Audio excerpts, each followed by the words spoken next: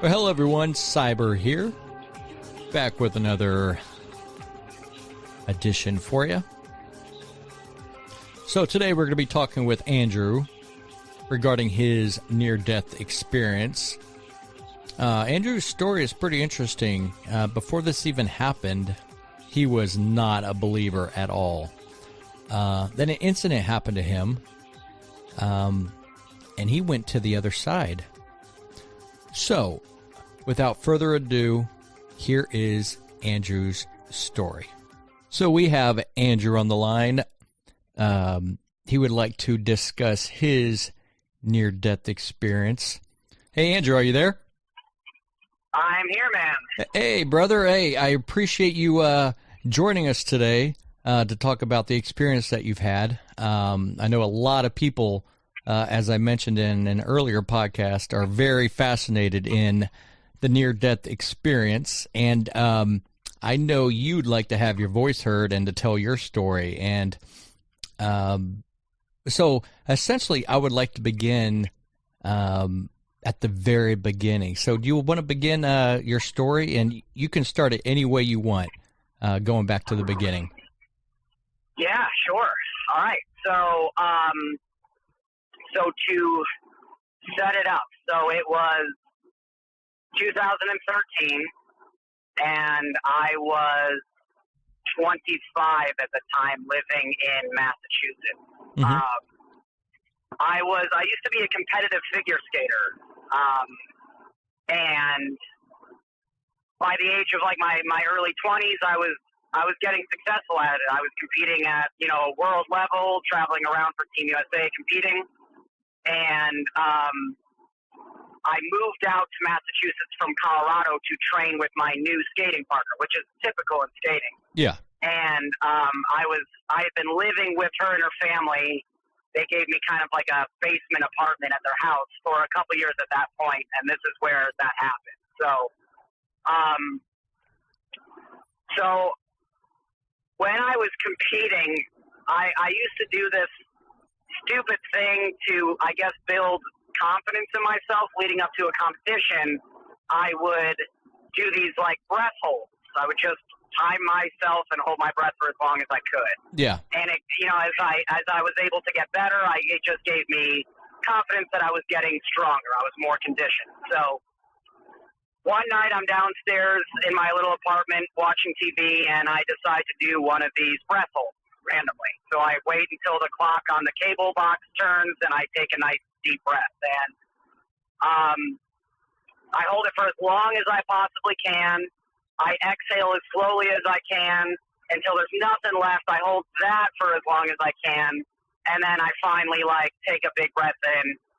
And it was fine. It was all good. I slowed my breathing back down, all good. And then I got up to go to the bathroom, and that's the last thing I remember. The next thing I remember, I was waking up on the bathroom floor having a seizure, basically. I was, and no memory of getting there or anything or what was going on. And what's super strange now, looking back on it, was how calm I was internally. I just remember saying to myself, the shaking will stop and you'll be able to take a breath. Don't worry, the shaking's going to stop and you'll be able to breathe. And, after 15 to 20 seconds, that's what happened. The shaking. And then I just got up like nothing happened. I went to the bathroom and I went back down and watched TV. And it's so strange now, how I just didn't even think about it. Nothing had happened. And it took 5 minutes of, all of a sudden I was like, wow, the back of my head really hurts.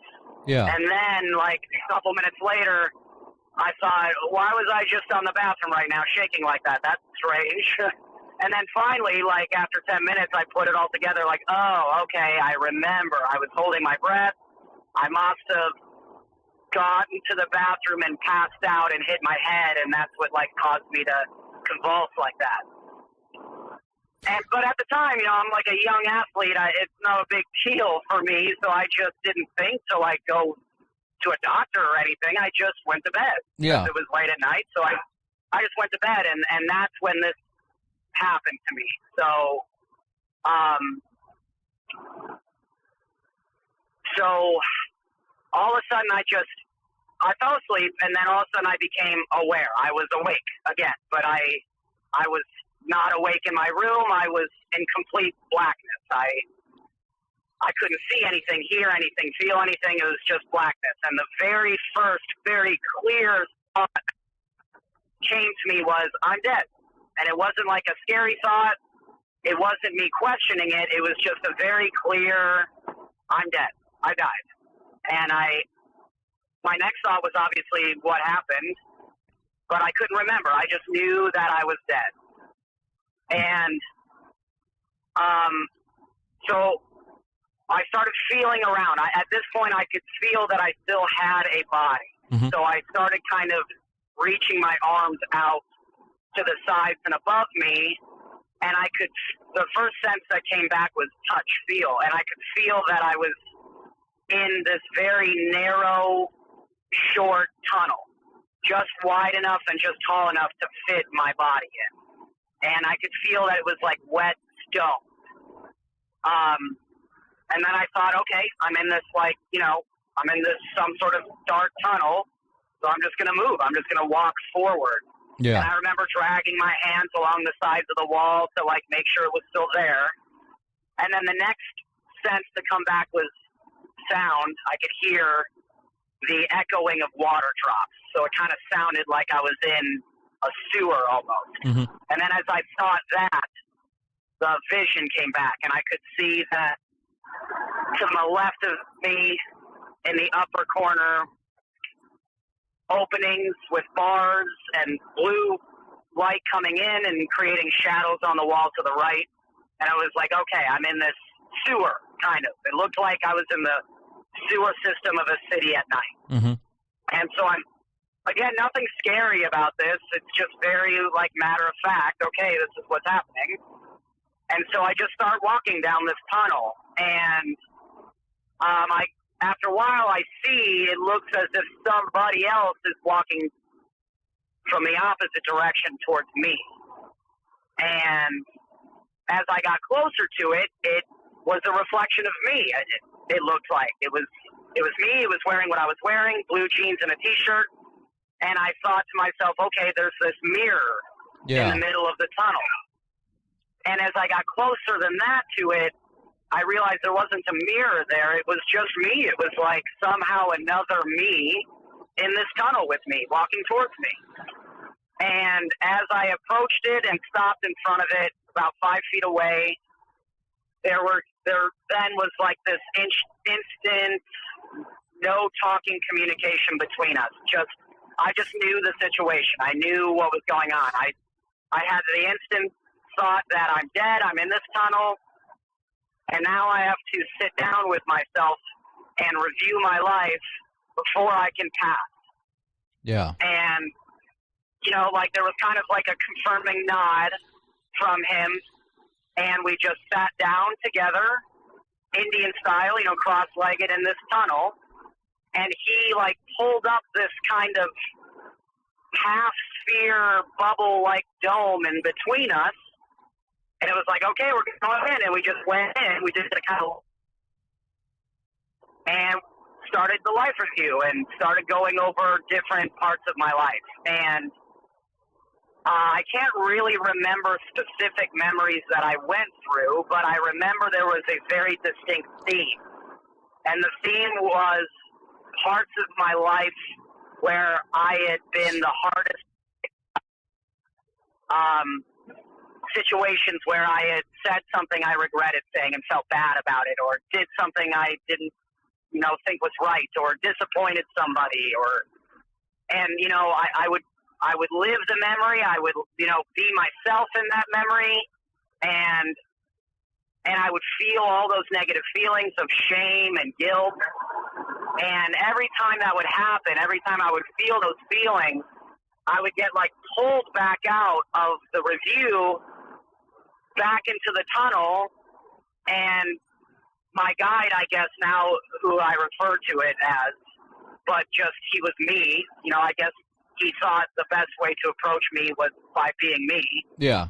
He would give me kind of this, like, love tap on the back, kind of like smack me on the back of my head, but in a very, like, supportive, positive way, and just be like, no, that's not it. You don't get it. And then we would go back in, and we would do it again, and I would feel those feelings again, but a little bit less. And then he would, like, bring me back out, give me a little smack. Nope, that's not it. And we just did this for a while. And then after a while, it just all started to come together, like what I was being taught, what the message was. And the message was very clearly, I judge myself way too much. I don't have the ability to forgive myself. And so therefore I judge other people. And, if I want to be good for other people, then I need to first stop judging myself and be able to forgive myself,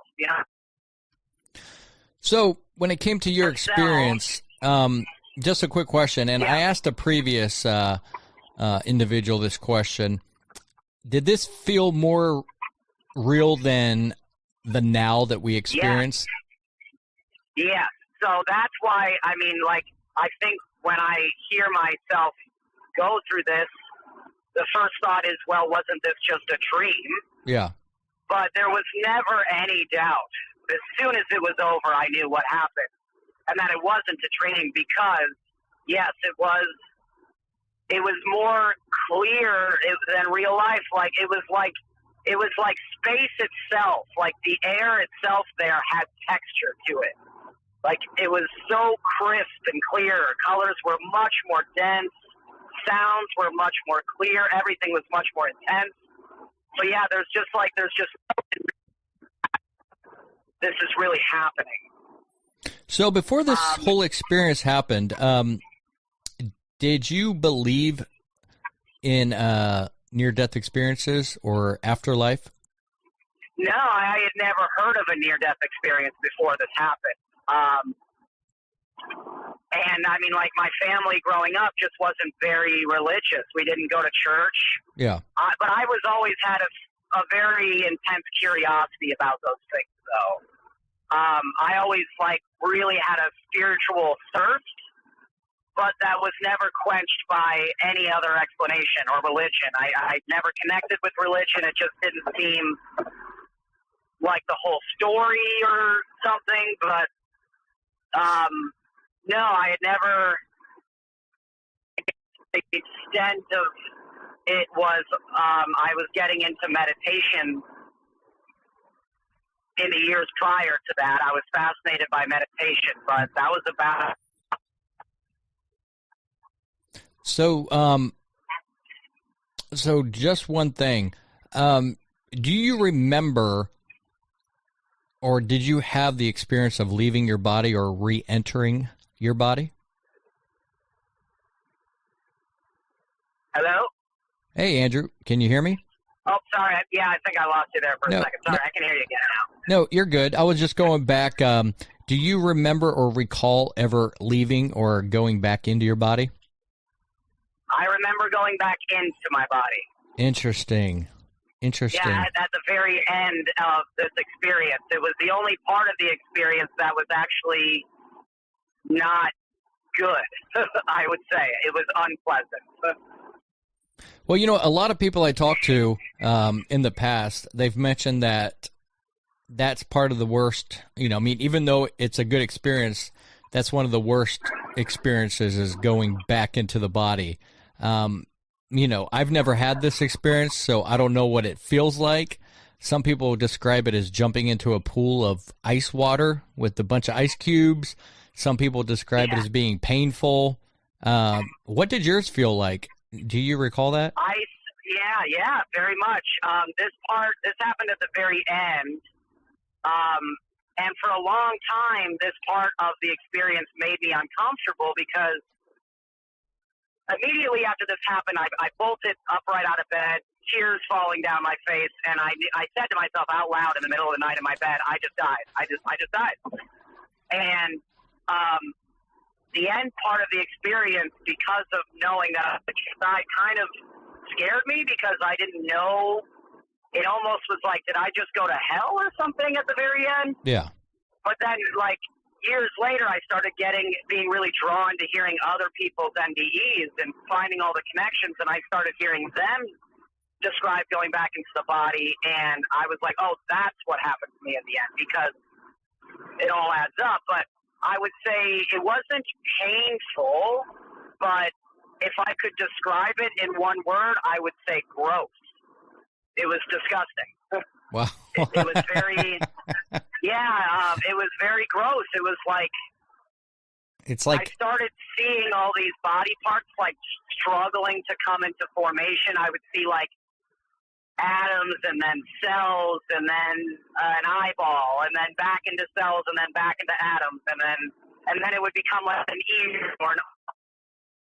It sounded gross and it felt like being dunked in like mud or just like something you didn't want to be in. wow. Well, I'm not sure. A lot of people tell me too that it feels gross, kind of like what you mentioned, because sometimes there are people that experience absolute bliss when they leave their body or when they're dead for a short period of time, and just getting back into the body and going back is just a dreadful, gross feeling, knowing that, oh, absolutely. Do I have to go back to this? Right, yeah.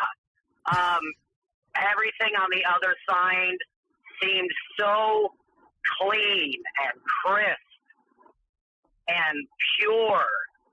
So wow. It's very much, and that was the other message I got as I was doing my life review was like, being a human is very difficult, and it's thought of as very heroic to come do. Mm-hmm.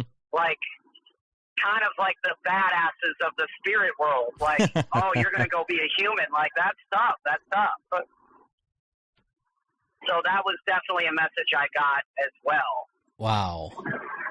See, that is just very fascinating because, going back to what you're saying, you previously have never really heard of near-death experiences, but then once you start hearing these other people, even, medical doctors that never believed in this have had them. And even patients in the hospitals, have recalled things that have happened where the doctors are like, that's impossible. Whether it's right. looking down at their own body from the corner of the ceiling, recalling everything that was going on visually, not just, right. listening.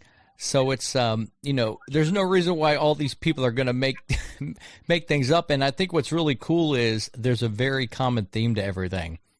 Right, and that's what drew me into it was, like, it wasn't until years later, I don't even know what brought it on, but I must have stumbled onto a YouTube video of somebody's NDE story, mm-hmm. and I was just like, my jaw dropped. I was like, whoa, that is like exactly what happened to me. And then I started listening to more and more, and I was like, obviously something is going on here because the tunnel, the life review, the nonverbal instant communication, it's all there. Yeah, I can relate to all of that. That's absolutely amazing. So going back really quick, so you were in a dark place. You ended up in like a tunnel type of situation, yep. right? Yep. And I just want to clarify, did this tunnel have any, so is this tunnel kind of like what a lot of people talk about, or was it just a dark tunnel feeling? No, it was very much, it looked exactly and felt exactly as if I was in a sewer. It wasn't a beautiful tunnel of light. It was just your average, I'm walking around in a sewer, I guess. Like, there wasn't, it wasn't until the next phase that really, like, the beauty and crispness and clearness kind of hit. It was at the very end of my life review. Like I said, we kind of came back out of it, and there was this final, you get it. Like, you get what I'm trying to teach you. And when I understood that he understood and vice versa, and we both started, like, crying and embracing each other. Yeah. Like, yes, you finally get it. And it was just overwhelming. Like, it was like every way you've ever wanted to be understood by anybody else, you were being understood. Anything you've ever wanted to understand about yourself, I was now understanding, and it was just overwhelming. And as soon as I got that, I vanished, he vanished, and I shot out the end of this tunnel into the light of day, into this next phase, which was now I was bodiless. I'm just energy, and I was floating around this beautiful city in the middle of a beautiful day, but nobody out, no cars, no people, and I was floating through the streets, and now I was looking in the buildings and watching amazing parts of my life that happened. Wow. And these parts I do remember. I remember seeing, like, coming off the ice at a skating competition and my mom hugging me and feeling exactly how she felt for me in that moment, how proud she was of me. And then looking over into another building and seeing my dad play with me on a playground when I was a baby and feeling how he felt about me in those moments. And it was just overwhelming, you know. But then, like I said, that lasted for a while and sucked up in like this upside down tornado into the sky. And then it was into that last realm where I was being squished into my body, I guess, basically again. And then that lasted very quickly. And shot up out of bed awake. Wow. So that was kind of the entirety of the whole experience. And, you know, it took me years, like I said, to kind of remember it and put it all back together and realize that this was most likely a near-death experience. And, you know, I'm still learning lessons from it today. Oh, of course. And yeah. So I just got two things. When you were on the other side, did it feel, or did you feel a great sense of love? Oh, yeah, and the height of it was the moment, the realization at the end of life review, the getting it. Like, it was this, like, you're loved. You're always loved. You're deeply loved, no matter what you do, because being a human is difficult, and they make mistakes, and they do bad things, and that's okay. Yeah. But you are loved. Like, you were loved before you were a human. You're going to be loved after you're a human. You're loved all the time. Like, and it's an intense love, like physically powerful. That's amazing. So I'm guessing now you do believe in life after death. Oh, like, pretty obvious. What way with is you are not only not scared of death anymore, but in some ways you're like itching to get back there because it's tough here. You know, it doesn't. Well, life is like life from happening. Well, life is like a big test. You know, I mean, at least that's how I look at it. It certainly is. It's a test to see, you know, that, you know, loving one another. The test, like the biggest, the why we're here, if you want to boil it down to one thing, it is simply about how we treat other people, how we treat ourselves and other people. It doesn't matter what you do. Yep. It doesn't matter what you own, what job you have, where you come from. The most important thing when you get to the other side is how did you treat yourself? How did you treat other people? Yeah. That seems to be the thing. Yeah, that seems to be the whole gist of most of the experiences. And I know I've talked to quite a few individuals, not on a podcast, but, you know, off to the side, who've actually had awful near-death experiences. I know there was a gentleman that I spoke with in depth, and he was a complete jerk all of his life, and he had a heart attack, and all he remembers is he was in a hellish realm. And when he woke up, he was a whole different person, and his whole family told me that there's no way he could have changed within minutes. And yeah, you know. And he changed, like he just became a different person. Oh, yeah? Completely different, loving, caring, respectful, and it's addictions that he had were gone. Now, of course, people do still experience problems in their life because it's life. Life is full of challenges. Right. But I sense from the experiences that he had, or the one that you had, you can take things from that and apply them to life. And I think it's just absolutely fascinating. I think it's incredible. Oh yeah, and now like I live and I still face plenty of challenges like we all do. Yeah. But now the first thing I ask myself whenever I'm going through like a hard time, and it could be just situational. I'm having a hard day, or I'm at work and I don't want to be, or I'm with somebody I don't really care for that much. I always ask myself, what's the lesson here? Yeah. This is happening right now for a reason. I'm supposed to be getting something from this. What is that? Exactly. And I think that definitely makes the challenges of life a little more manageable to get through, understanding that this is happening for a reason, and I am supposed to be getting something from this. What is it? So look for those lessons, That's absolutely amazing, Andrew. That is so cool. I tell you what, I love this story. I really do. I really do. This is an awesome one. It was the most important thing that's ever happened to me, man. I mean, before or since, it's the most important thing to ever happen to me. Oh, most definitely. You know what? And people that never... your life forever. Well, I tell people, because some people are like, well, why haven't I had one of these? Well, a lot of reasons that some things don't happen to other people, like winning the lottery, this and that. But I think individuals like you that have these experiences are meant to somehow pass them along. Now, not immediately, but maybe once they make sense of it years later, then then they can come out after they've processed it to the exact message or meaning behind the experience that, like, such as you have had. Right.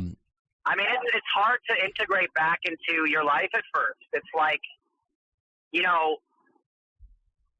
get a peek behind the curtain for a second, and you're just like, whoa. It's overwhelming. It's overwhelming at first. I bet it is. It shakes you up a little bit. Yeah.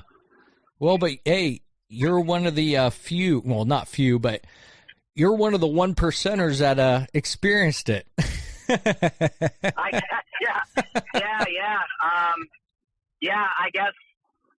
I guess I'm lucky. Sometimes it's hard though. I mean, it doesn't just like it definitely. There are definite times in my life where I go like, man, I just kind of want to have another one, or like, yeah, I know. I just want to go back there, like you're just like, man, like, oh, life is hard today. I wouldn't mind just going back for a little bit, for a little, like, relaxation. Well, you know what? The glimpse that you saw, I guarantee, and I'm sure you can agree with that, that was just like an atom out of the whole thing. I guarantee there's more, but, they're not going to show you everything. They just want you to see, okay, see, it's real, but we're not going to show you the ultimate afterlife just yet. Oh yeah, of course. Yep, I agree on that for sure. That is awesome. Well, I really appreciate your story, Andrew. Is there anything you would like to say, or anything further that you may have left out or forgot? I don't think so. Okay. I think that's about the gist of it, and that, I'd like to tell other NDEers that, I think non-NDEers think that this might happen, and then, like, your life has just changed so much for the better. Yeah. And that sometimes, ignorance is bliss, and that, like, it does make life a little bit harder sometimes. And so I guess I would like to hear from an NDEer that that's normal, and that, it's okay to feel down sometimes, and that it does kind of make some things tougher, and that's okay. Yeah, most definitely. Yeah. Well, I'll tell you what, your story was... And then to anybody else, I would like to add just, don't judge yourself. That, like, all those negative feelings are just, you're doing that to yourself, and you don't have to. Yeah. Oh, I completely agree with that, and I've never experienced it, but I can completely relate that message. And I think a lot of people, when they hear this and your story, they'll, yeah, I think they will agree as well. Awesome. I'm so appreciative to gotten the opportunity to talk to you, man, and tell the story. No, it's been an honor, Andrew. I really appreciate it. Awesome. So we are talking to Gloria today. Gloria, are you there? I'm here. Hey, thanks for joining us. I hear you would like Thanks to. for having me. Hey, no problem. I'd like to. Sorry, I can't talk today. I heard you wanted to go over your near-death experience story that you have. Sure, definitely. Not a problem. So, where would you like to begin? You want to go back to the beginning? Sure. It was quite a while ago. I'm 56 now, and it happened when I was 22, about 34 years ago. Yeah. I was driving home from a friend's house. I had a wedding to go to the next day, and so I'd left early, and I was alone in Weymouth, Massachusetts, at South Shore, south of Boston. And so it was like midnight and just driving along, and I don't remember it at all. I don't. But apparently I was told by an expert that a Chevrolet Celebrity came into my lane and hit me head on. He was a drunk driver. Mm-hmm. And all I remember, like, I don't remember the accident per se. I woke up 2 days later, so I was out pretty much. On morphine for like a week, it was touch and go there for a while, they said. Yeah. So before I woke up for the first time and saw my parents there with me, I opened my eyes and I saw the room I was in, where the bed was, where the machines were, where the door to the bathroom was, where everything, very detailed, before I woke up and actually saw the room. So, and the machines weren't hooked up to me. They were just there. And the door opened and in came this bright white light. And the previous year and 2 years and 3 years, a person in my family had passed away. First it was my cousin, then it was my grandmother, and then it was one of my uncles. And I didn't take any of those deaths very well. I was very young at the time, and Yeah. I was, really pissed at God. I grew up a good Catholic girl, but yeah, when we took my cousin Peter, he was so young, I didn't understand. It was like, no. I was angry. So yeah, so in walks the white light, and then in comes Peter, Graham, and Uncle Dante. And they walked in what they were wearing at their wakes, and they looked fabulous. They looked really great, all tan and happy and younger than they were. I mean, Peter was already young, but, my grandmother and my uncle looked a little younger, like in their prime, you'd say. And they came up to my bedside, and they didn't touch me or anything, but they looked really happy, but there were tears at the same time. Correct. And I mean, I didn't know what that meant, but they said, Glo, we love and miss you, but it's not your time yet. And that's when I woke up and saw my parents for the first time 2 days after my accident. Wow. So did they look like they were, let's say, in their mid-30s or 20s? Do you know what age range they looked Well, in? my cousin was 27 when he passed anyway, so he was young anyway. But I wouldn't say that young. Mm-hmm. Probably, I don't know, because my grandmother was 91 when she passed, so yeah, she had a really good full life, but she looked like maybe how old she was when I was a baby, Yeah. A younger grandma. Yeah. So did this, do you have any recollection of leaving the body, or were you just there looking at all this as it happened? I really wish I did have a recollection of leaving the body. I would have liked to see that, but yeah. No, it was from my point of view while I was lying in bed. Gotcha. Yeah. But it was very vivid, I'm guessing. It was extremely vivid, like it was happening at that exact moment, which I believe it was. Even now, so long later, I get bits and pieces, like in my dreams, or just like walking around one day, and this memory will hit me of before, right after the accident, when like the EMTs were there on the scene. Yeah. And then me in the emergency room, I recall seeing my legs like flail in front of me, and one of my doctors were there because I had deep lacerations in both my legs. Mm-hmm. I had some pretty gnarly scars. So yeah, they were trying to keep my legs still so they could stitch them up, but so like there's that memory that keeps popping back, but I don't remember the accident at all, and I really don't want to, because then I don't think I'd want to get in a car.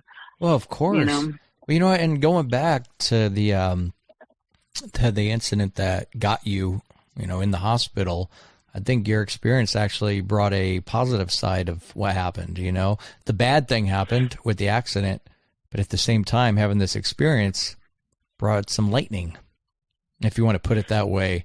Some comfort, maybe? Most definitely, yes. Needless to say, I was no longer angry with the Lord. Yeah, exactly. Understood so much better, and felt really thankful and grateful that I'm one of his favorite people, because I got a second chance. Amen. Well, you know what? Well, a couple weeks ago, one of our close aunts, she's 56 years old. She was just having a normal day, and she started having a seizure. Come to find out, she had a brain aneurysm. And oh my goodness. They took her into surgery, and they had to put her in a coma to heal. And unfortunately, she just passed about 5 days ago. I'm so sorry. No, it's okay. Thank you. That's horrible. But I always think about, what she's experiencing. Well, I know what she's experiencing now, of course. Yeah. But what she saw, or if she saw anything while in the coma, or leading up to her passing, and that's always has me just fascinating. And I know she's in a much better place, and the same with your relatives or anybody else's. And it's but you always question, why, Lord? Why so young? 56 years old. I mean, that's a young age. I mean, 70 to me is like 40. I mean, 70 is not even old, right? Nowadays, because our science and our medicine and everything. But it's, it's just one of those things that happens. And like with the vision that you got, many people have very similar experiences or visions, and some are more in depth than others. Some are not so good, but the ones that aren't so good are still real and can be a wake up call for some people. Exactly. And it's, I haven't had one. I don't think anybody wants to be in a position where they have to have one, but if you get to experience one, I can just say, it's a blessing in a way, because it can profoundly change your life for the better. And I hope that's what it did to you. I'm sure it has. Sure did. That's awesome. That is totally, awesome. because clearly I was supposed to stick around and do something, in my lifetime, or maybe one of my kids will do something, fabulous and historical. So, there was a reason, there was a reason. And I think your relatives were there to give you reassurance, like, hey, they're still here. They're still around, but your mission is not done. It is not done. But I get it. But no, I look at this, and you see it the same way. Even though our loved ones have passed, this is just, I say, just look at this as a vacation. We got to deal with them for eternity, So just this look at it as a break, just as a chill out period. Oh, You're right. Well, I appreciate your story. That's very comforting to hear that one. Yeah. That You're was welcome. very soothing. But thanks again, Gloria. Is there anything else you would like to add for anybody who's hesitant or wants to tell their story, but they don't? Oh, gee. It can be a tough I would say one. it could really be very hard to do depending on the individual. I'd just say, try to be brave because you can maybe help someone with their experience, and maybe better their own understanding of what goes on in something like that. Yeah. Well, thank you. That's about it. Well, thank you very much, Gloria. I'm going to keep you on the phone for a second here, but thanks again. Why, hello, everyone. Mr. Cyber here, coming to you today with a show regarding near-death experiences. This is a very fascinating topic because near-death experiences have been going on for centuries. And a lot of people have reported dying and leaving their body. And this is just an absolute amazing phenomenon. Whether or not these are real or made up by the brain, people do insist that this is very real, and it's actually more real than you being in the now. And I've had the luxury of talking to Anna, who had a near-death experience. She is a scientist, and her take on this completely changed her life for actually the better. And a lot of near-death experiences, people actually talk about seeing the light, a tunnel, meeting relatives, spiritual beings, angels, even Jesus. And there are individuals who unfortunately experience hellish near-death experiences where they see demons and they go to a place of utter misery. And in those cases, a lot of those experiences change their perspective of life. So, this is a very fascinating topic. Whether this is the mind playing tricks towards the end of death, or if this is real. So, we're going to talk to Anna, who's a scientist now, and she's going to give her take on what she believes. So sit back and listen to this short interview, and let me know of what you think about this, because this is very fascinating indeed. So Anna Lee, correct? Or just Anna's fine. Oh, Anna. So yeah. So what got you interested in near-death experiences? That's what I'm curious about. I had one. You had one. So what's the whole backstory on that? I guess like my backstory was just I was a hot mess, and it was in 2017, so it wasn't that long ago. And let's see, how old was I? Oh my God, what's wrong with me? I was like 38, I guess. And I was just a hot drunk mess. Like I was not in a good place, and I had like a chemotherapy situation the 2 years prior, and then I had my daughter, like Lucy, who now just turned 6 the other day, and like I had just gotten really in a funk, and that being sick from the chemo, I couldn't work, so I like was just in a really bad, like, not working, just a drunk loser, basically. I'm not even gonna lie, and no motivation and going nowhere. And then I ended up like having like a like I had this problem with, like reproductive organs, and I had to get a surgery done. Mm-hmm. And I came home from the hospital, and I hemorrhaged, and like I didn't know what, like, I mean, I knew something was very wrong, but I didn't know like how wrong it was.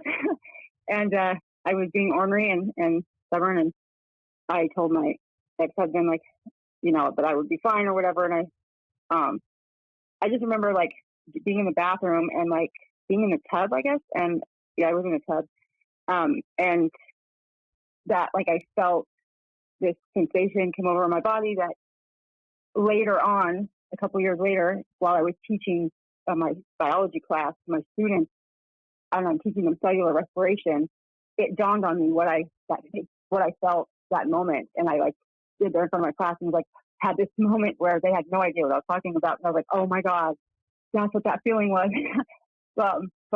Which was like my cells releasing all the ATP at once to try to keep me alive. Like I felt it, like every cell in my body.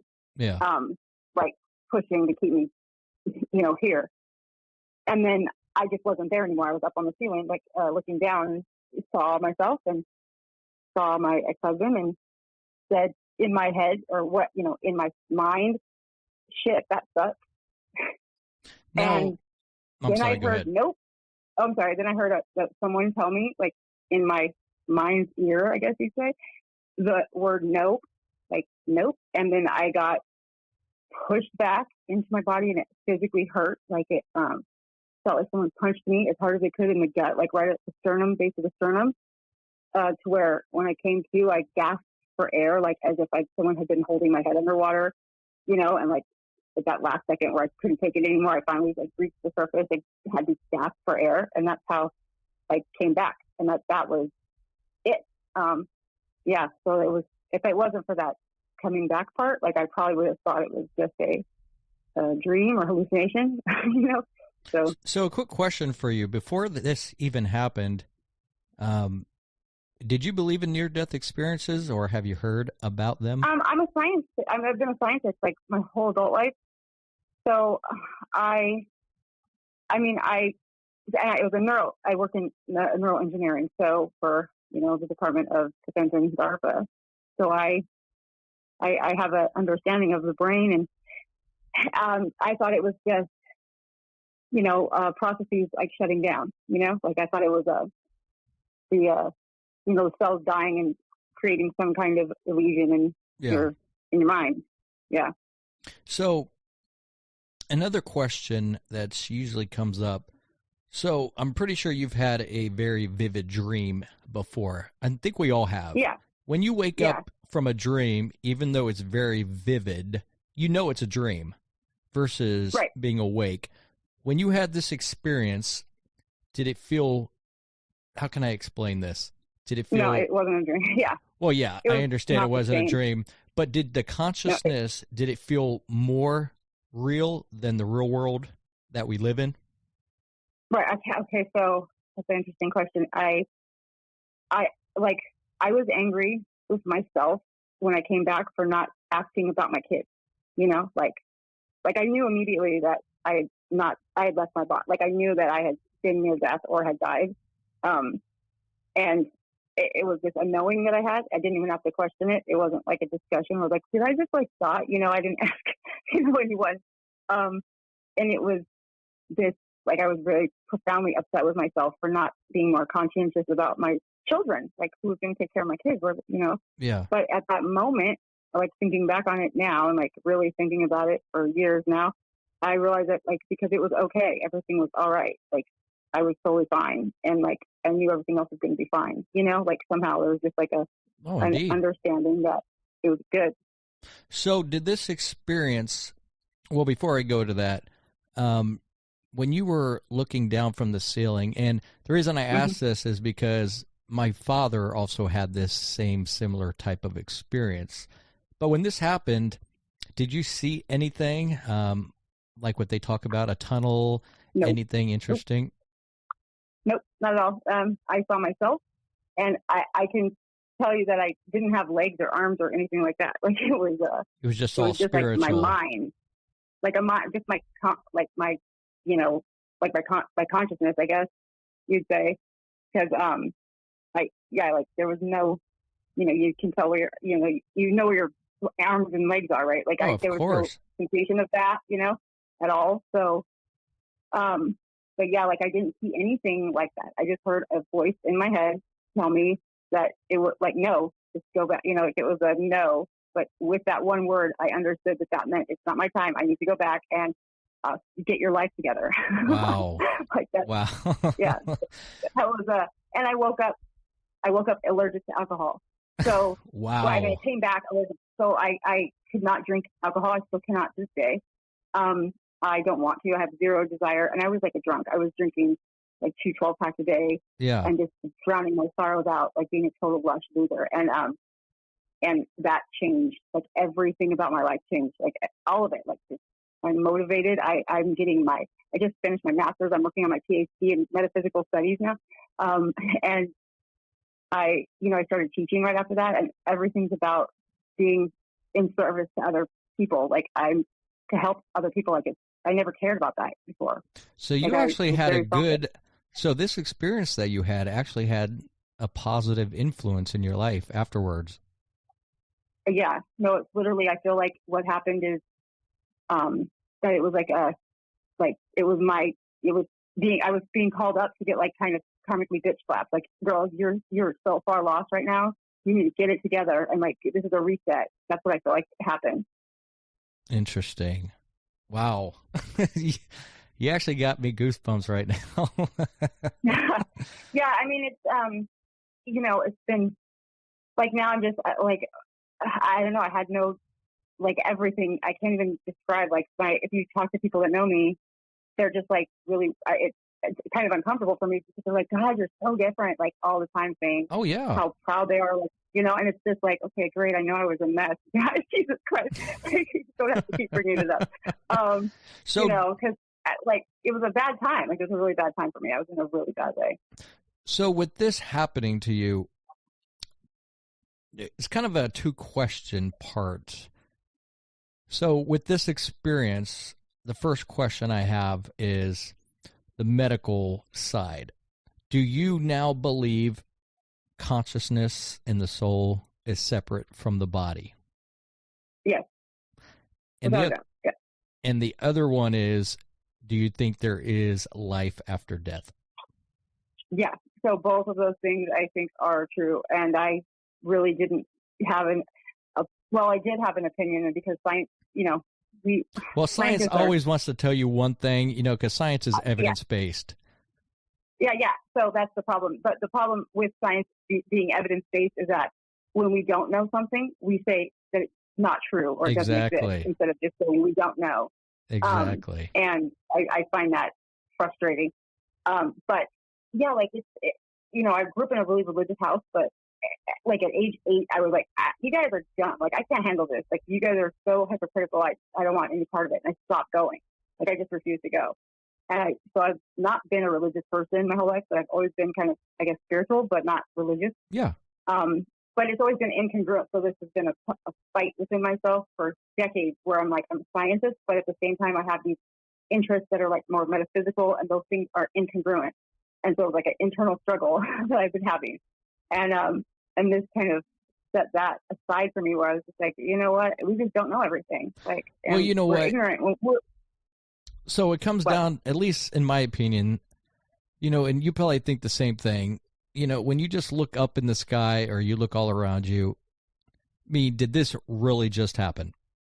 No doubt. Like, I tell my students all the time, I'm like, listen, look at how intricate life is. Like, look at everything. Like, you really think this is some random like, how did it just came out of nothing? Just poof, one day it's here. Like, come on, like that. How does that make sense? Like, it doesn't. Because doesn't science teach something can't come from nothing? But yes, we do. But at the same time, we then teach about Big Bang.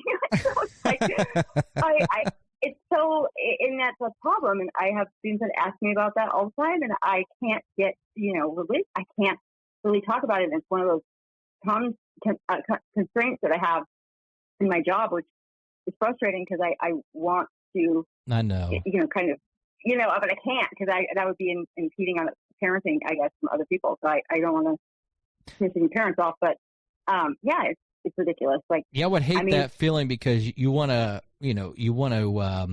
relay all this information, but you're stuck in a catch-22 situation. Right. Yeah. I mean, I've had students, though, I will facilitate conversation if a student brings it up. Oh, of course. But Yeah. I'll be like, oh, really? What do you think about that? Oh, who else has, you know? Well, if a student brings it up, just talk their head off. They do. I let them. My classes are pretty open like that, where I want to hear my students' thoughts because, and you know, to be real, like teaching science, it's like you're always hoping that you're going to inspire somebody to be the next, you know, big scientist that discovers the next awesome thing. And I mean, that's like a dream come true, I think, for any science teacher, like the prospect of that. So I always like to hear how my students think and, you know, kind of hear them kind of, you know, talk out, you know, their thought processes. So to see like where they're at and like how they're using their critical thinking skills and such. And yeah, when they bring it up, I all for that. I just sit back and go, okay, popcorn, let's do this, you know. But I've never told my students about like the dying thing, you know. I haven't. Well, of course, yeah. But you know, it was definitely an experience that was interesting. But like I'm telling you that, you know, if you're familiar with biology, if you remember biology class, that you know, cellular respiration, when we, you know, how we process all the energy, you know, in the body. I was teaching cellular respiration. It's like the hardest thing you could teach in science. And I was up in front of the classroom, my first year teaching, and it was like a couple months after I did my near-death experience. And I was talking about how I said, yeah, like if we release all the glucose, if our cells release all the ATP molecules at once in our bodies, we would shine brighter than the sun, and we would scorch everything around us for like a 500-mile radius. And I don't remember where I had read that, but I'd read it somewhere in, like, I don't know how they determined it, because who knows if it's true, right? But it was an interesting thing, and I shared it with my students. And at that moment, my brain just went, oh my God, that was that feeling you had. Wow. Where it was like this, like, it was like, I felt like I was going to kind of explode from the inside out. Like everything got tense, and like there was a pressure building. And it was like, I felt like I was going to pop. Like, I don't know how else to put it. And I realized, like, oh my, that's what I was feeling. I was feeling all of my cells trying to keep me alive by releasing those reserves of our, you know, adenosine triphosphate molecule. Like, that's what was happening. And it was a moment of real, like, dawned on me in front of my class, of course, you know. Yeah. And I just stood there and was like, oh my God, that's what it was. And my students were like, what, Miss Stone? You know? And I couldn't even answer them, because I would just have that epiphany, you know, and I had to process it in my head for a second. And I was like, oh, I'm sorry, nothing. Let's continue. And, but it was a really weird moment for me, actually, because So I'm 100% that's what it was. So I have one last quick question, and you may have had this as well. You know when you're on the verge of falling asleep and you feel like you fall? Oh, yeah, the sleep jerk. Yeah. Yeah. Is that Yeah. Is that what it felt like when you popped out of your body, or is that a different sensation? No, like, you mean when I left, or when I left the first time? That was instantaneous. I don't know how to say it. Like, it was like I felt like I was going to explode, like I said, and it felt like I just couldn't take, like, it as it kept building, that pressure, like I was going to pop, kept building. It got to the point where I was like, oh God, I can't handle it. And as soon as I thought that to myself, I was no longer in my body. Wow. Like, so I know I wasn't dead yet. Like, I know that I wasn't yet dead. Like, I was aware of that. I was aware that I was, like, dying, because I had to have my blood transfusion afterwards. I lost more than half of my blood supply. So, I was, you know, not in a good way when the ambulance came. So, it was, like, it was instant. And it was, I, like, looked at myself and was like, yeah, shit, that sucks. Like, that's the only thing I said. That's the only thought I had. But yeah, no lights, no tunnels, no angels, no demons, no heart, nothing like that. Just, Well, that's an absolutely amazing story, though. You know, even something like that is enough to change somebody's perspective in life. It was enough. I didn't need to see that. I knew that it just wasn't the right time, and that things needed to change in my life. And I like I said, I can't drink alcohol. Like, I literally cannot drink it. I tried afterwards, and I would just throw up. It would just foam in my mouth. Like, it would just become undrinkable, like, the second I would try to sip it. And I'm so grateful for that, because that was a bad thing for me. Like, drinking was terrible. And, you know, people ruin their lives with that stuff. So, and I was there. I was doing it. So I'm grateful for the experience. It was a bit scary. It was definitely, I was scared, like, afterwards, you know. I was like, holy, you know, wow. Well, and you know, if it happens two again, more times. well, if it happens again, you know what to expect. Yeah, no, I'm not scared now. Like now I'm like, okay, cool. I know it's going to, like, I know what to expect, I guess. But after, when I was in the hospital, it started to happen again 2 more times, like where I started to leave, but I didn't, like it, I just pulled myself back Wow. down. Like, I don't know how else to put it. You're like, nope, not like, yet. Nope. Yeah, that's verbatim what I said, what you just said. You just literally quoted me. That's what I said. I was like, nope, my kids, like, no way. But yeah, it's definitely, it was peaceful and cool. And I definitely think there has to be something else. I mean, we don't, energy can't be created or destroyed, right? You teach our kids a lot. Conservation of energy, and we can't escape that alleged scientific law, right? So where do we go when we die, right? Like, our thoughts are electrical. Our thoughts are, neural impulses that are electrical and measurable. So that goes somewhere. That's absolutely amazing. Well, I appreciate you very much for telling your story. That's just, sure. Yeah, no problem. And the reason we like this is, I think you can agree with the same thing, is people need to hear these stories. Because there are people out there like you who are afraid or don't want to talk about it because, they might be laughed at or not believed in, which is understandable, but I guess, I don't like I probably at a younger age I would have cared, but at 42 and what I, that's like that happened. You can't. Nobody's going to tell me it didn't. And you can take it or leave it. I'm not trying to convince anybody of anything.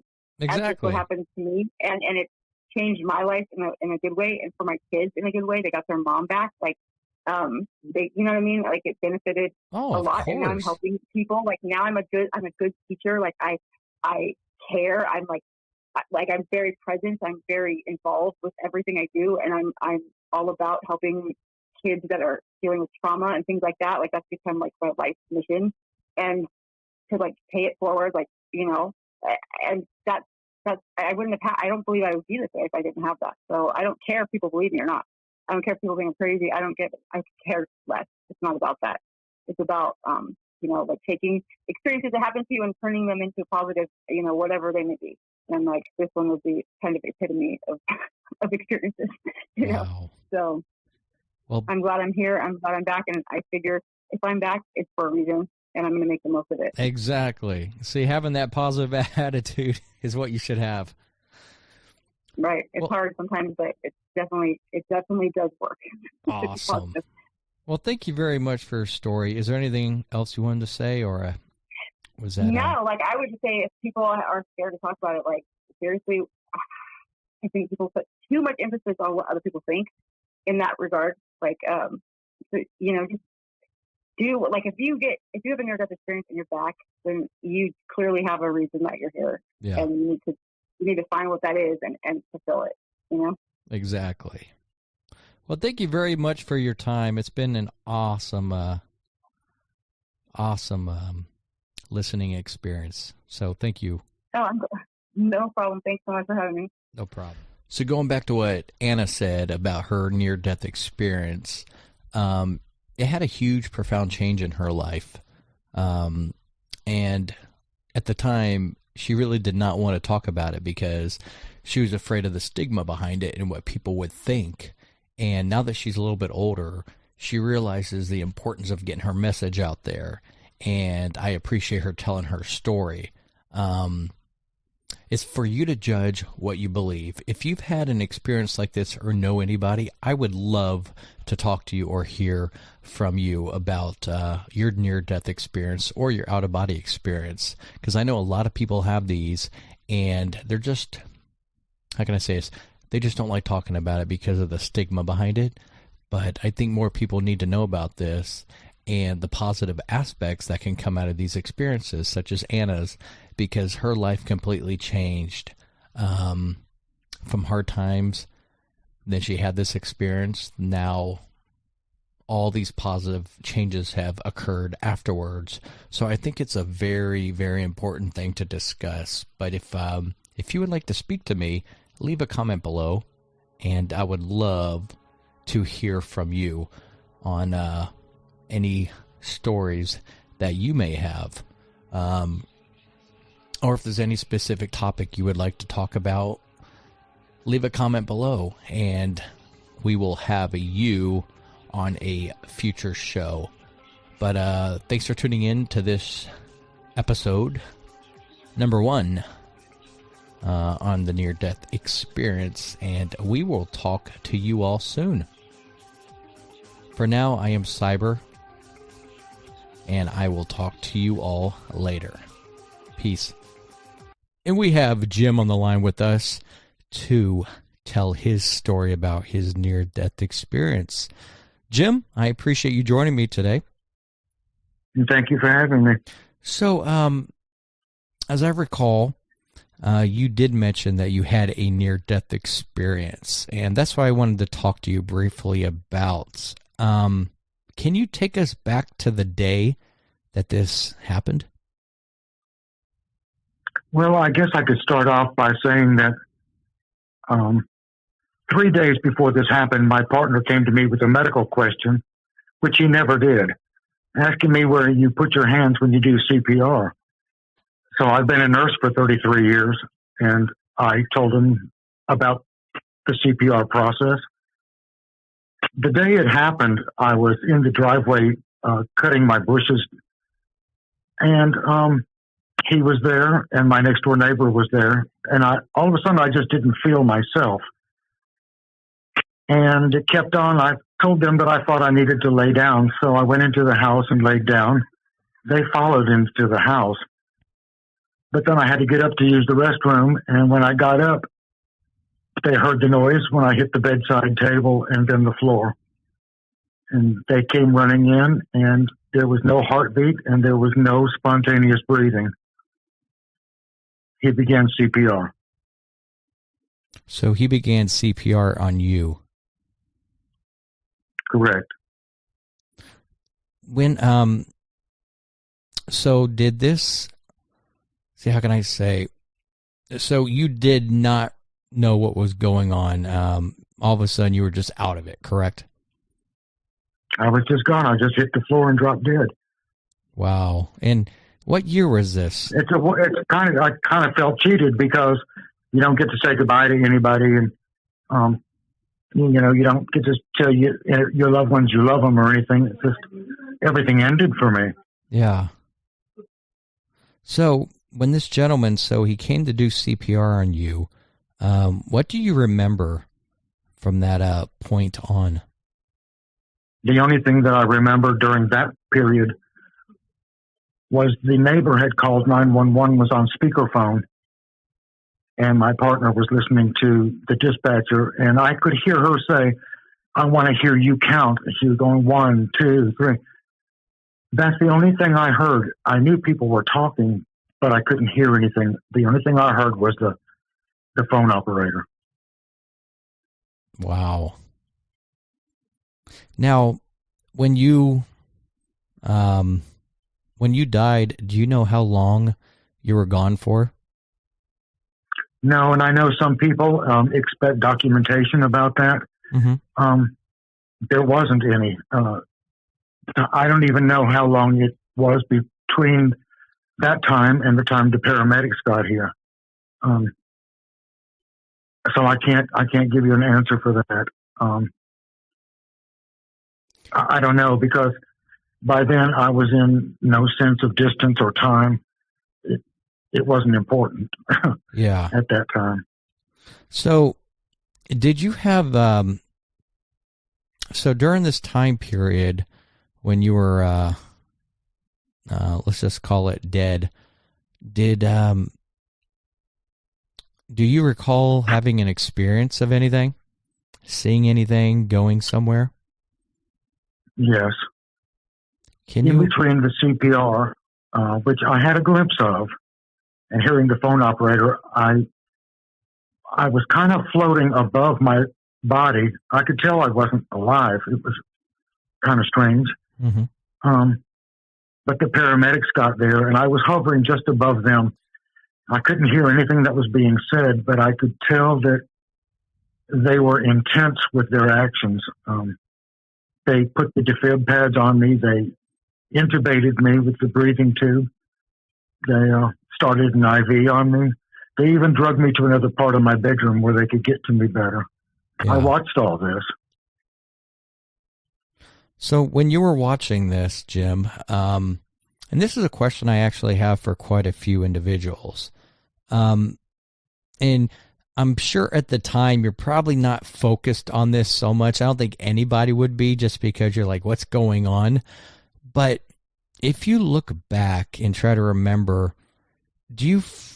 how can I say, did your consciousness seem more aware than it does right now, like a heightened aware of consciousness? If that makes sense. I'm sure that it is, but I don't think you're aware of that. I think it happens kind of automatically. Yeah. The only thing I can remember is looking and thinking, gosh, that must hurt, by doing what they were doing to me. But I didn't feel any pain. I didn't hurt at all. Yeah. So what happened? So when you were looking down, so you were seeing everything that was going on. You were seeing the CPR. You saw the paramedics. Pretty much you saw everything that was happening. What do you recall after that point? That's when all of that went away. And I seem to have floated a little bit more up, I think. And that's when I saw what I call the Great Light. Yeah. So, and it was warm. Go ahead. So I'm guessing that Great Light that you're talking about was what other individuals describe as the tunnel, I'm assuming? I don't specifically remember a tunnel per se. It was more, I was right there. I didn't seem to have to travel. Where a lot of people have the tunnel kind of experience. Mm-hmm. I didn't have that. I was just right there with it. Okay. So when this, so when you saw this Great Light, as you describe it, did you see any other individuals, entities, souls, as some other people have? I saw one other figure. It was behind my right shoulder, and it was like a shadow figure, kind of robed, with a hand outstretched. It never spoke to me. I never reached out to touch the hand. But next to him was like 3 or 4 stairs into the same light that I was experiencing. So it seemed like I was going to the same place if I did take his hand. Yeah. So you said he was wearing a robe. What was it, like a white kind of robe? No, sir. It was just all dark. It was all black. Okay. It was like more of a silhouette kind of thing. Gotcha. So did you both talk or have some form of telepathy back and forth? Yes. The Great Light was really, it was brilliant. I don't think humans could look at the light, but it was brilliant and warm and inviting and inclusive, and it kind of enveloped me into itself. And yes, we did communicate. To begin with, I thought that we talked to each other like you and I are talking. Yeah. But then in thinking about it, I realized it was more telepathy. We could understand each other and hear each other, if that's quote, hear, unquote. Yeah. Each other. It told me 3 truths. That's what I call it, is the truths of what they said to me. The first thing was continue to do good toward others without expecting a return. and that is your reward. And if you have little and still give, your reward is even greater. And I understood that. I'm kind of a giver in life, and I understood that. The second one was that when people die and they cross over, they're allowed to come back in spirit form to help comfort and reassure their loved ones. And what I took from that was that we should look for the signs from those who have gone on, but are hoped and prayed back, so to speak. Yeah. So I say look for the signs. And the third thing was that we would be reunited with each other, not because we were, quote, family, unquote, but because of the love that we share between each other. And I thought that was pretty comforting to know that you would be reunited, not because of bloodlines or anything like that, but because that you loved each other. That's the three truths. Wow. But throughout speaking about this, I was told that I would have to return, and I didn't want to. I wanted to stay. It was an awesome, awesome place to be. The Great Light never identified itself, and it never identified where we were. Mm-hmm. If you talk to a Christian and tell them this story, they tend to think that it's Jesus or God in heaven. I can't verify that. Yeah. That's why I call it the Great Light. Well, calling it the Great Light sounds like that's actually a reasonable term, because what you experienced, I mean, it was a great light. I don't think, and I'm not speaking for you, but that sounds like something you just can't put into words easily in your human's form, because I'm sure it's beyond. I find it, right. I find it very limiting to be human. Yeah. Opposed to where I was. We're limited physically, we're limited mentally. And I think we're only given as much as we're able to handle as far as messages are concerned.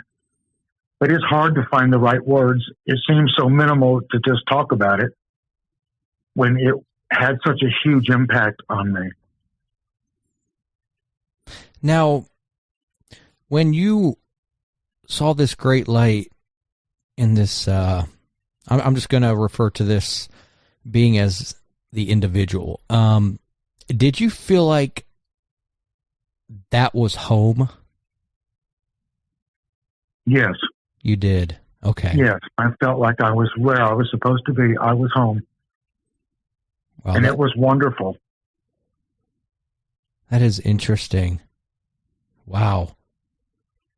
And were you given an option to stay or come back, or it was just kind of you knew what to do because you mentioned if I took that individual's hand, I would stay? Did you have that choice? I believe that I had a choice in that matter. I don't know what that means, but I seemed to have a sense of free will at that point. But the Great Light kept telling me that I would have to return, and I kept saying that I wanted to stay, and I didn't want to go back. And the third time, it told me that I would have to return because my work wasn't done yet.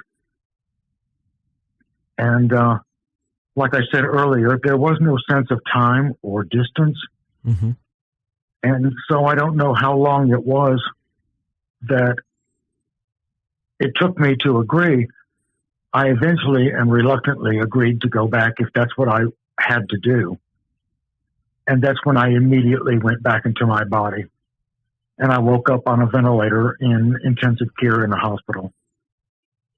Wow. And I motioned for the nursing staff to give me a piece of paper and a pen. I was still intubated and still on a ventilator. And they gave it to me, and I wrote down the Great Light. And it almost gives me chills to think about me doing that. That was the very first thing that came to my mind when I woke up. Well, Jim, I can tell you this. You just gave me chills, because what you just said, when you woke up, the first thing you did was you wrote down the great light. And did any of your healthcare providers see that at the time, what you wrote down? I don't remember anything up to the point of discharge. Wow. I don't remember anything about my hospital stay at all. At all. So if I can ask, I was only in the hospital 3 days. Oh, 3 days. 3 days. I mean, I was in cardiac rehab for 3 months. Wow. Changed my life. I bet it did, Jim. I mean, I'm not any better than anybody else. I consider myself a pretty humble person. But I looked like Jim and I sounded like Jim, but I was just different inside. I don't think you go through this and not come out on the other side very different. Oh, of course. And I just wanted to say, we had a friend in the family, and he is alive still. He's a good friend of ours. He had a near-death experience, and let's just say this, he describes himself as wasn't a great guy, and I knew exactly what he was talking about. He had a heart attack, and all he remembers is utter torment. And he said it was more real than anything here on earth. And he came back, and within a split second, he was a totally different guy. And even to this day, it completely changed him. And he said something to what you said. It's, you can't go through something like this without being changed. It just completely changes you inside and out. And yeah, he says, he is still human. He still makes mistakes like we all do. We're not perfect, but it's a huge learning experience, and it opened his eyes. Like, what we're going through here on earth it's not the ultimate eternity. This is just like a warm-up in a way, the big test. Right. And this is the test. Right. Now, Jim, going back, before you had this experience, did you believe in any of this type of stuff? I was raised Catholic, mm-hmm. But in my search for God, I attended many denominations to find my own way in dealing with my spirituality. So I have to say that it was nothing like I had been taught or led to believe. There was no judgment. There was no wrath, no fury, no darkness. It was just all that unconditional love. That's everything that I felt. And it's overwhelming because we don't have that here on earth. Yeah. The unconditional love part. Well, you know what? Was really remarkable. Go ahead. Well, I'm glad you said that, because that's one takeaway I get from all these experience stories that I hear. Each person's experience is a little bit different. I mean, if they were all the same, you kind of admit it's like, okay, they're all the same. We've heard them all, but they're all very unique. But the big takeaway that everybody tells me is the utmost feeling of love that they feel. It's a love that they can't describe. Like, you feel love here, it feels phenomenal. But they said there is so much more amazing, that feeling, than it is any time you've experienced it here on earth. That's absolutely right. It is undescribable how awesome it is. I don't think that anybody can really explain that.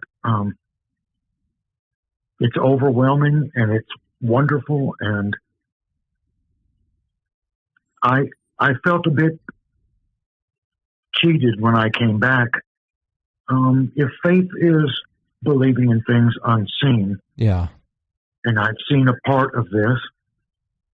I felt a little robbed in the faith department, if that makes sense. Oh, it absolutely does, Jim. And I also felt very guilty about coming back when there are so many people that are so much better than myself that I think should have come back and been with their family and loved ones. But I eventually kind of concluded that it wasn't my call. Yeah. I didn't have a say in the matter as far as anybody else trading places with me or anything like that. Mm-hmm. Well, Jim, It's a lonely experience. Well, I wanted to tell you this. So I myself, so I am a Christian myself, and I've heard a lot of people mention that as well. And I think, you know what? Things come down to God's will. I think he lets certain individuals have these experiences for a reason. And this is just my personal take. I'm not speaking for you or anybody else. But society has moved away, drastically away. Not everybody, but a big portion of society has moved away from faith, God, these great teachings of love, respect, and I think God gives specific individuals little glimpses of the other side just to reassure, hey, I'm here. This is real. So take what I show you and, talk about it. Everybody doesn't get to experience that, but, I'm not God. I'm not talking for him, but that's just what I get out of this. He wants to give people the reassurance that, what, just because you don't hear about him from everybody doesn't mean he's not there. And that's my personal belief on it. I think he wants to give people such as yourself, the experience to let them know, you know what, this is more real than your place on earth. And I want, you have a job to do, and you may not know what that job is, but when the time is right, just talking about it, Jim, I think that's a positive thing. And that's a great thing because other people need to hear what you have to say, and that may encourage them to come forward with their story as well. Well, I'll tell you, it's been 5.5 years, and you're the first person that I've publicly talked to about this. But it's kind of a lonely existence. I thought I was the only one that this happened to, and I was reluctant to talk about it. And in thinking, what is my work that's not done yet? I thought I was supposed to part the Red Sea or something wonderful and exciting and, wondrous. Mm-hmm. But in fact, I think that just maybe telling others my story might give them some hope and some peace, or maybe answer some of their questions that they might have. It's a wonderful, wonderful thing on the other side. I don't fear death. I don't feel lonely anymore because I did find online, I found groups that had the same experience as I do. Everybody's experience is different, just like you said. Yeah. It's unique to their own self. And it's also unique to their understandings and their teachings. I recently talked to a lady who had a near-death experience when she was younger, and she was telling me about it, and it seemed age-appropriate, if that makes any sense. Well, of course it does. It has a lot to do with the person and why these things are similar but so different at the same time. It's difficult to explain the unexplainable. Yeah. Well, you know what? I don't think we're meant to fully understand these experiences. You know what? With God or heaven, whatever you want to personally call it, you know what? I described it to someone this way. If we could comprehend it, then what's the point of even having the experience? I mean, it's so much beyond what we can imagine, and I think in a good way. I mean, I think what you experience is just a fraction or 0.000 something percent of the real thing. And I think what you saw was, you're right about that. I don't think you saw heaven yet. I think you saw the path leading to the entrance. I think so too. I don't think that I saw the whole thing. Oh no. But I think that we're also very limited. I think God knows how limited we are. I don't think we could take in all of that. It'd be too overwhelming to understand everything or to see everything. I think we're only given glimpses. And like you said, to share with others, to give them some kind of message. The message would ultimately be love each other the way you want to be loved. That's correct. The message was love.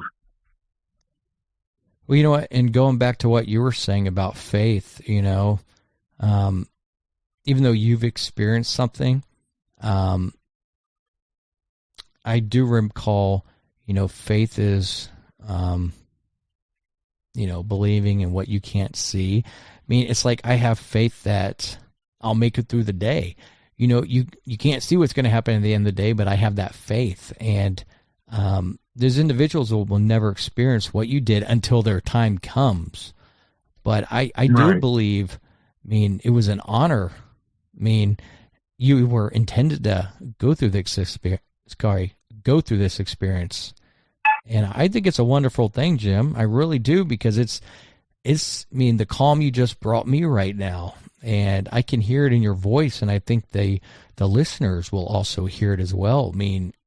Just talking to you, you're so, wow, you sound so humble. And you can tell that when you first talk to somebody. You can get you can get that impression. And I know, I can just hear it in your voice. Just like everybody else I talked to that had very similar experiences, such as yourself. And it changes them. And it can be confusing. And like you said, you feel alone. But at the same time, you still have that reassurance of what you experienced. It was real. It wasn't a dream. Right. It was real. Right. So just knowing that brings to me a sense of calm, because you know what to expect in the future, but the only thing you don't know what to expect is, okay, now what's the other greatness beyond that? Right. And I think that's a comforting that's exactly thing. Right. Yes, I'm not worthy to be a messenger. I understand that. Yeah. It humbles you greatly to think that if you can say to be chosen for this, I'm very different since this happened to me. I used to be a very public person and very outgoing, and I'm more reserved now, and I'm more aware of the spiritual things around me. Mm-hmm. I will say that I get very anxious in crowds because I can feel things that I used to not be able to feel from others. And at times I'm almost bombarded by the things that happen to me that I have to leave. I actually have to leave and not be around a great many people because of that reason. So if there's any heightened awareness, that's what's happened to me. Well, I can tell you, Jim, I can actually relate to you in that department because I was in the military and I do have PTSD. So I completely understand what you're talking about kind of like a social anxiety type of deal. Oh, I totally know the feeling. I understand that part of what you're talking about. And that, indeed, my friend, that is very real. That's very real. Yeah. And it's, but the thing I know is, I can overcome it, but at least with you, there's a greater, how can I say this? There's a greater and ultimate, creator in control, and they see everything you're doing. they're with you and with us all the time. So what do you do in those situations? Do you think back to your experience, or is it just a feeling now of kind of like a social anxiety? I don't really think it's a social anxiety as much as I get anxious with groups of people, if that makes any sense. Oh, it does. I feel things. I feel the spirits of people around me much more intensely. And sometimes I get bombarded by so many of those things hitting me at one time. I'm not a psychic, and I'm not a faith healer or anything like that. Oh yeah. I'm just very aware of the spirit of others and how it affects me. It becomes overwhelming. That's the best way I can say it. I guess you can call it social anxiety. So can I put it this way? So it's like when you first meet somebody. Let me use this as an example. When you first meet somebody, including like meeting me, you don't know the individual, and you just get that sense of what they're like, that first impression. Is that what you're referring to? Like you just feel how their spirit is? Yes, it's pretty immediate, I have to say. And we don't have to really even be introduced, or I can just look around the room and things come to me. That's the best way I can say it. Yeah. No, I understand. It used to scare me to happen. It used to really scare me. But now I'm more able to understand it, and I'm more able to control it because I know what to do and what not to do, or how I can avoid it, of being bombarded anyway. Yeah. Well, it's almost like with my PTSD and my anxiety is at first it was very difficult. I mean, I could not stand it. I couldn't do certain things. I was very controlled within my own mind. But what I did is I slowly learned how to use it for positive instead of all this negativity. So now I take all this that's inside of me and I use it towards good things. And I've noticed that really helps. I absorb that too. Go ahead. No, and I was just saying, and that's what I did. I finally learned how to flip it around and use it for good instead of pushing me down. Right. Exactly right. That's what I've learned to do too. I absorb it now freely and distribute what I need to distribute.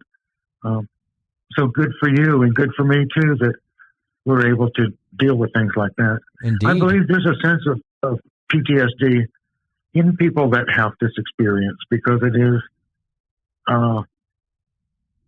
such an overwhelming experience to have. Well, it's very traumatizing. Not everybody gets to do this. Yeah. Your experience, it is very similar to PTSD, and yours is like mine and mine is like yours. They're essentially the same. The only difference is the experiences that you and I have had are different, but the outcomes can have the same effect. And while mine came from combat, yours came from something that was like, even I can't imagine what that's like. But in a way, it's a good thing what you experienced, but I think the traumatic part was like, it's just so overwhelming, you don't know how to process it. Right. It takes time. It really does take time and thought and to absorb what has really happened. Yeah. And to be able to just take a breath and realize it's okay. It's really okay. Correct. And your PTSD is just as important to you. Your experience with that is just as important to you as mine is to me. Everybody has their own story in life, whether it's near death or not, because your experience is just as important to you as anything as anybody else's experience is to them.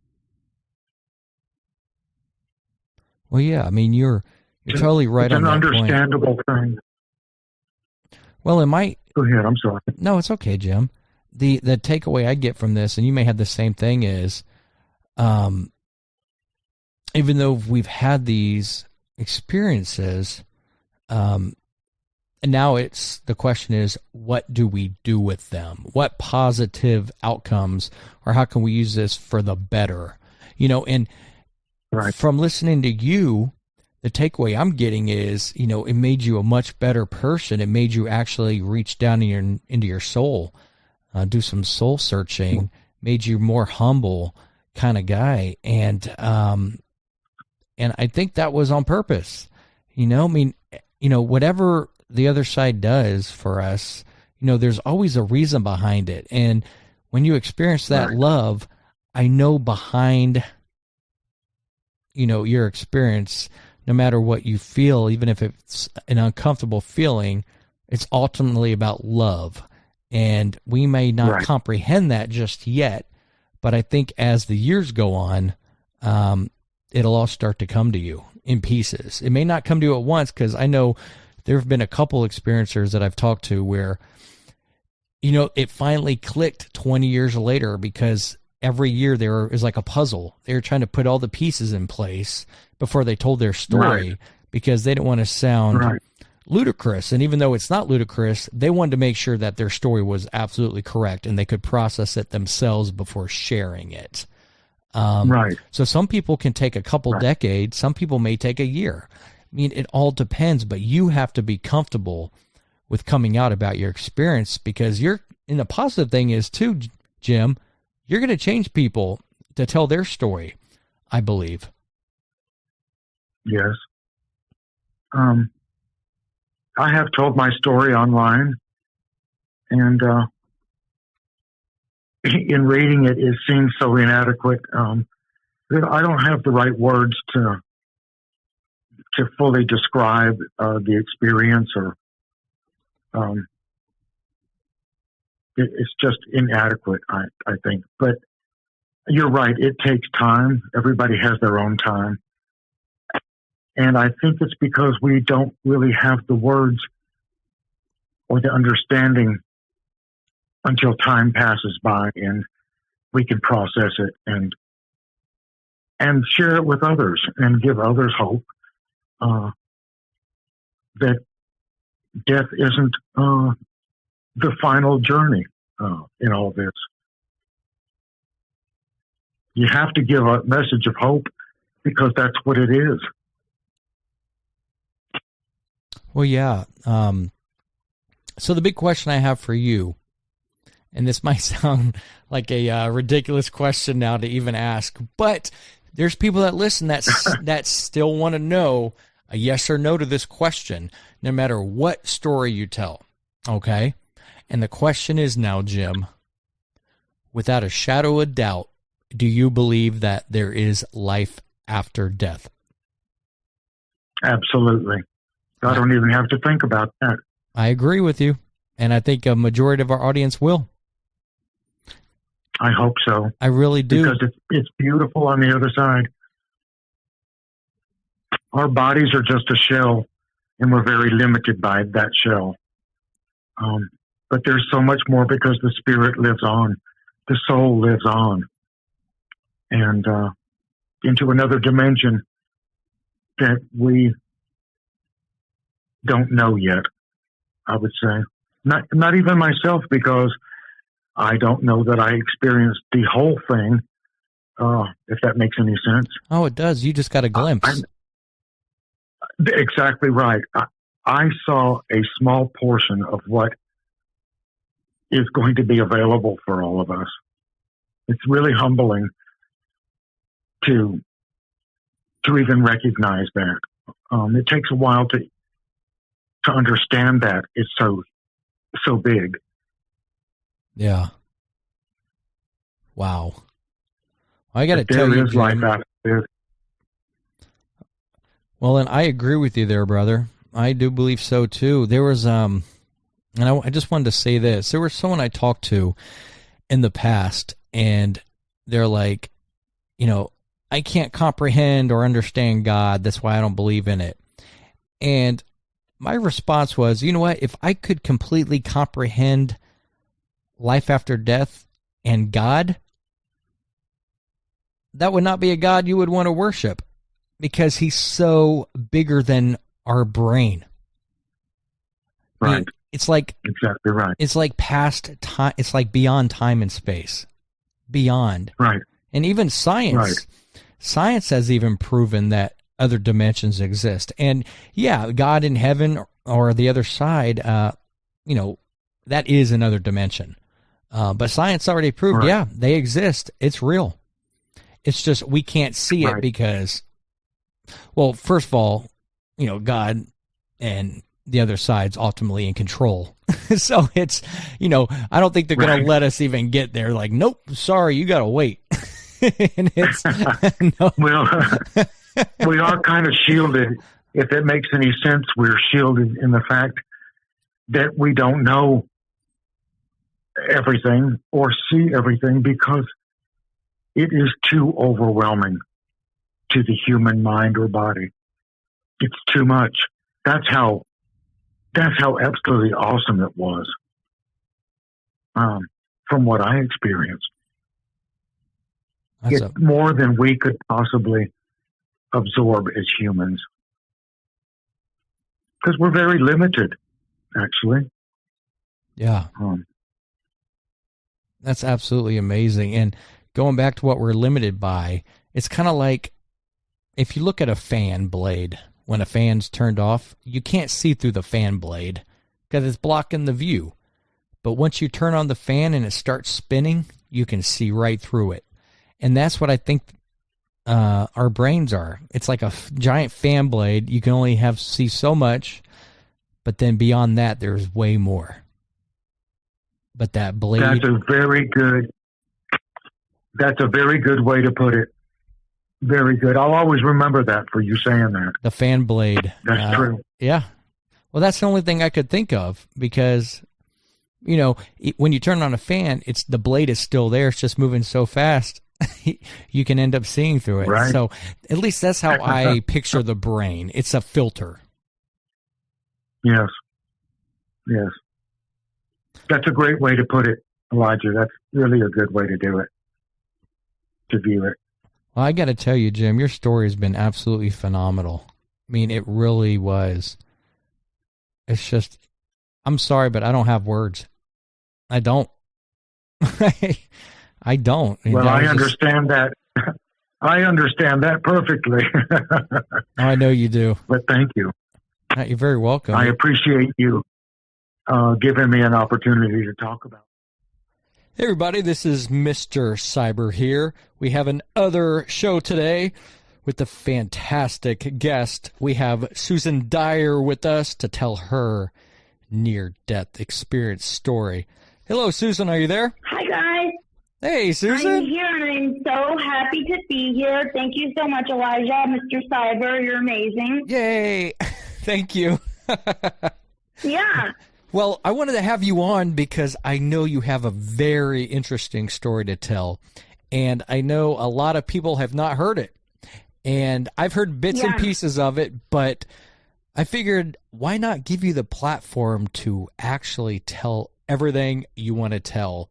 And I was looking at probably you starting at the beginning, but I'm going to essentially let you run the show from here. Because I know you probably have a lot to talk about. And, of course, I'll interject with some questions as well. But, but where would you like to start with this? Well, I think I want to run through, like, my near-death experience and leave room. Like, what I'm getting from my guides is questions will be a big part of this. Yeah. So I'll run us through what happened. And then maybe you and I could volley back and forth with any questions, because I have a feeling you'll probably embody the questions that your audience would have too. Yeah. Well, I will let you proceed to lead the way. So can we can we go back to the very beginning? of when this started? Oh, yeah. What your first experience was? The very beginning. I forgot. I was born clairvoyant. Yeah. So I came in, there's a phrase that's used like in spiritual communities. Like I was born able to see energy and beings from other dimensions. I've always lived multidimensionally. I've always been able to see angels and beings and ley lines of energy. And I literally came in what's called top down. Mm-hmm.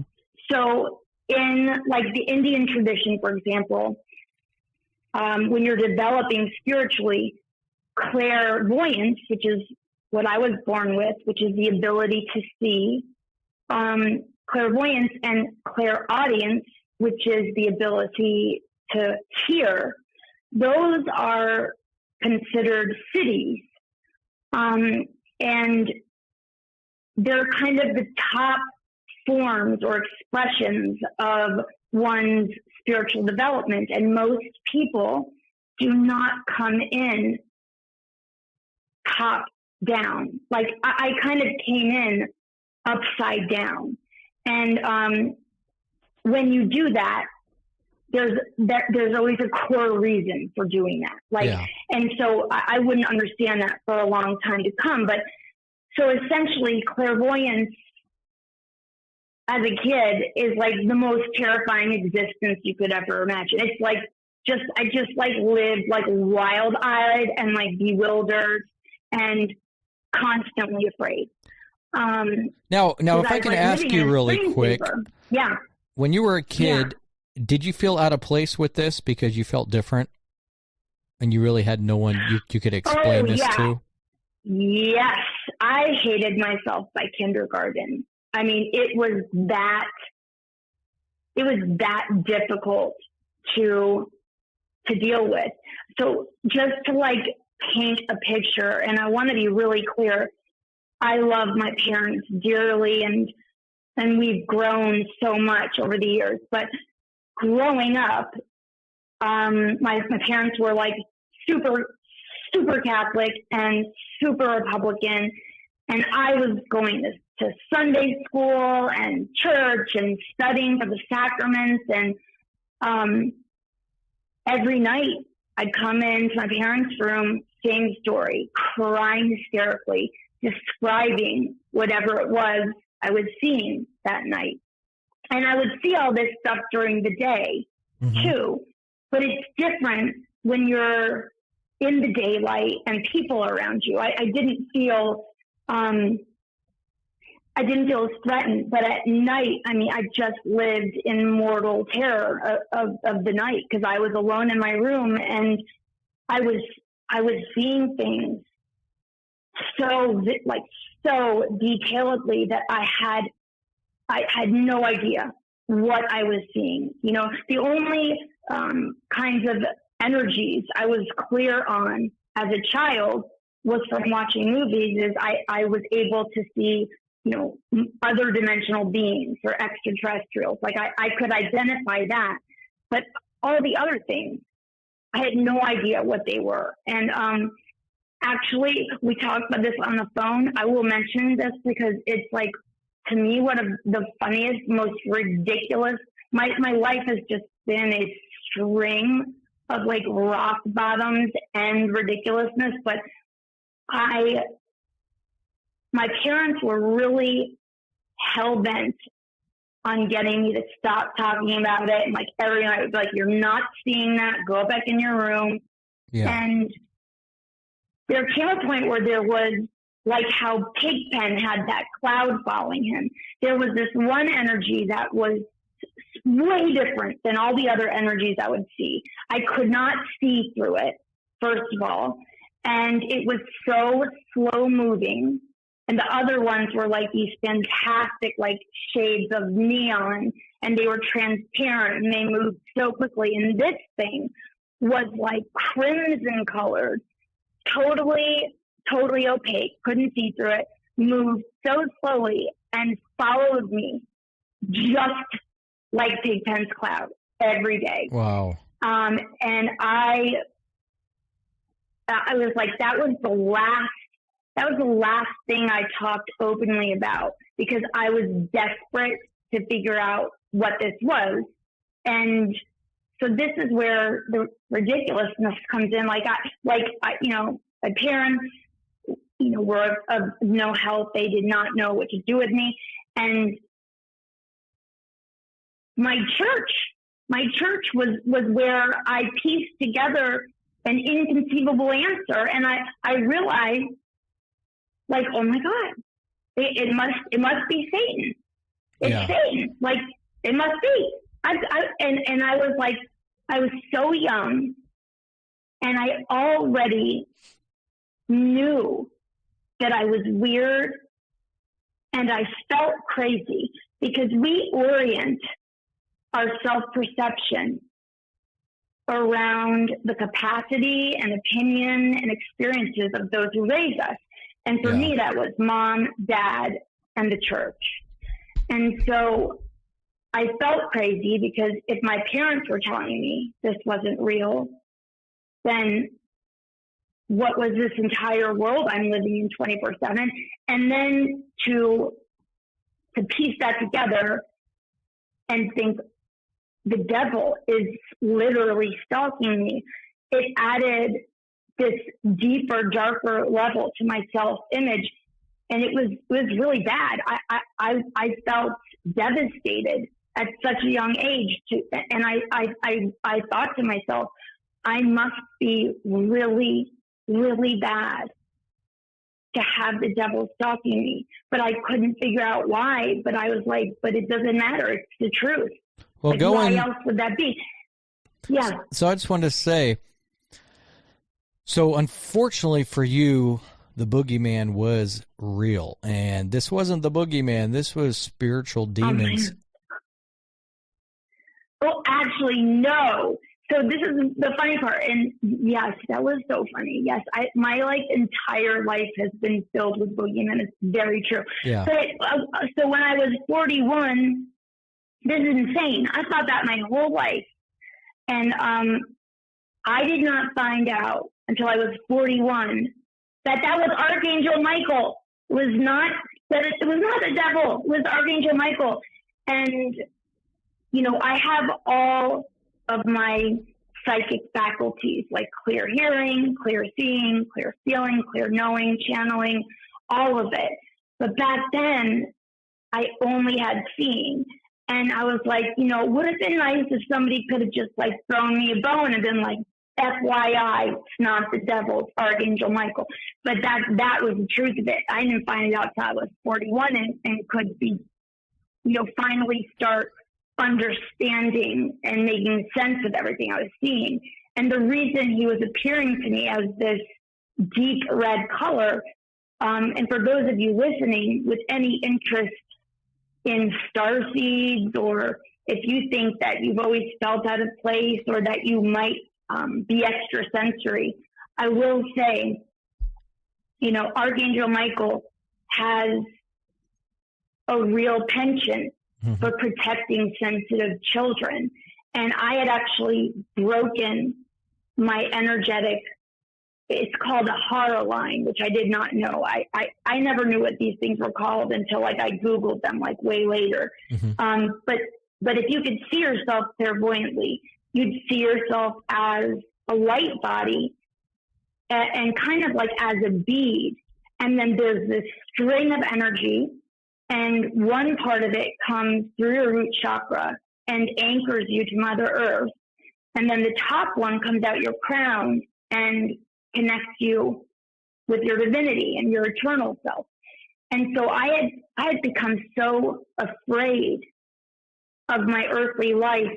I did not realize this until decades later. I had actually breached my own horror line. And so he was presenting to me in that color, that traditional root chakra color, because he was with me every day, trying to ground me, which is the opposite of what I thought I wanted. But he knew that the only safety and security I'd be really able to experience would require doing the exact opposite of what I'd want to do. Yeah. And even to this day, my root chakra is still, it's this chrome, like platinum color. And if you could see my heart line going into the earth, I know this sounds so crazy, but it's actually a cobalt blue triangle, like extension leg built by Archangel Michael. Like he like reconstructed it. So I could, back like when I was an adult and I came to peace with all this and I came to understand it, he literally like constructed me like a peg leg, reattachment to the earth. Mm-hmm. And I guess like when I realized that I thought that was the devil and I knew my parents were like, that's not happening. That's why I say I hated myself by kindergarten and vowed never to speak of it again. And yeah, well, you know what? If I was in your shoes, I mean, I completely understand your point of view. I mean, that's a hard position to be put in, especially as a child. Yeah. Well, like, that silly phrase, I don't even ever heard it. Like, why did God make babies cute? Yeah. So like the parents wouldn't like throw them out the window, basically. Like, I know. Yeah, I don't know. I know what you mean. It just, okay. So I really I lived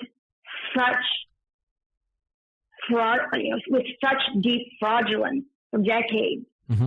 Stifling this incredibly integral part of my life. And that is why I magnetized so many dark nights of the soul, just like one after another. I was living in complete fraudulence. And part of that also was involved in my marriage. Mm-hmm.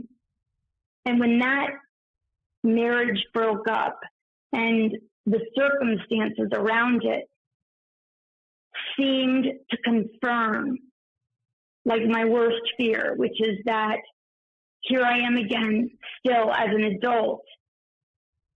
And when people find out who I really am, they leave.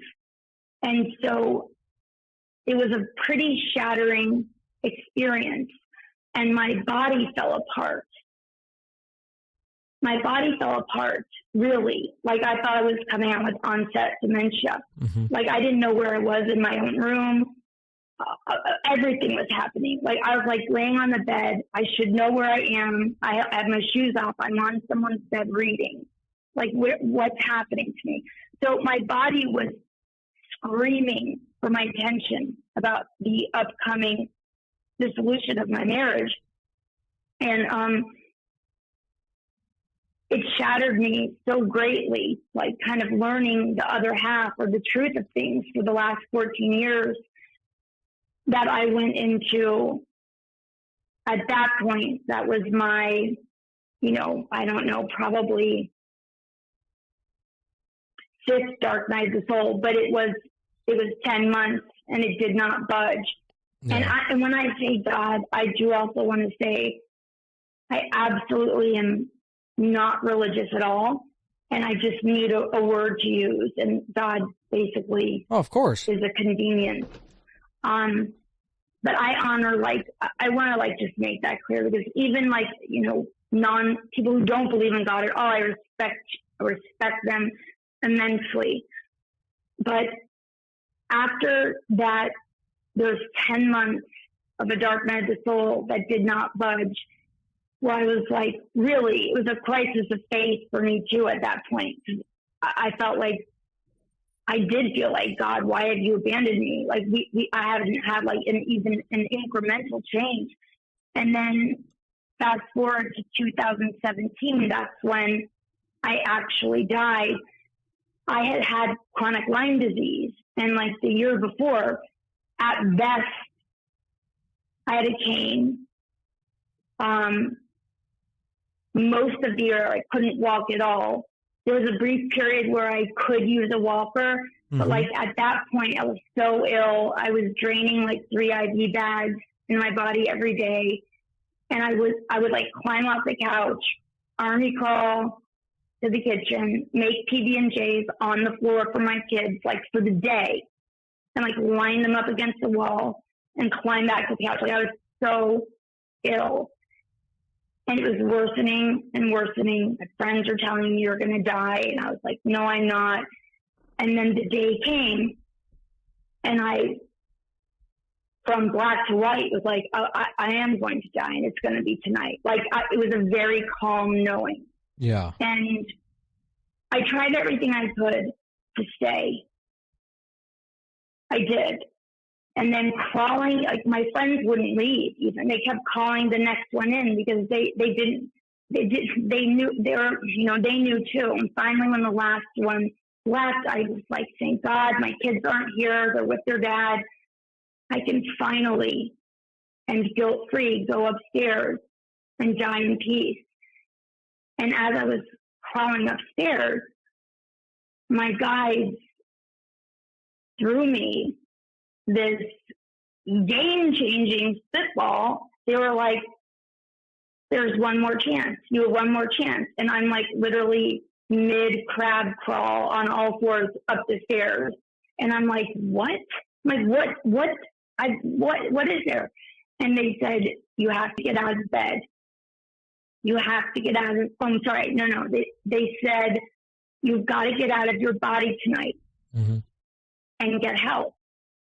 And I know your viewers, won't be surprised by this, but, and I love, by the way, I love the mission of your channel. I'm like so with you.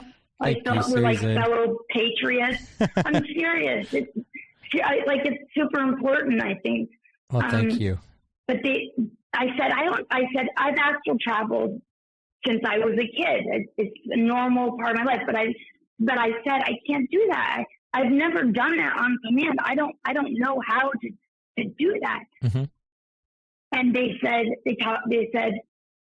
said when you get into bed, line yourself up along the edge of the bed at the very edge. Yeah. And when you're in that half in, half out state of sleep, just roll right off the edge of the bed and you'll be free. Wow. And I was like, okay. Like, you know what I'm saying?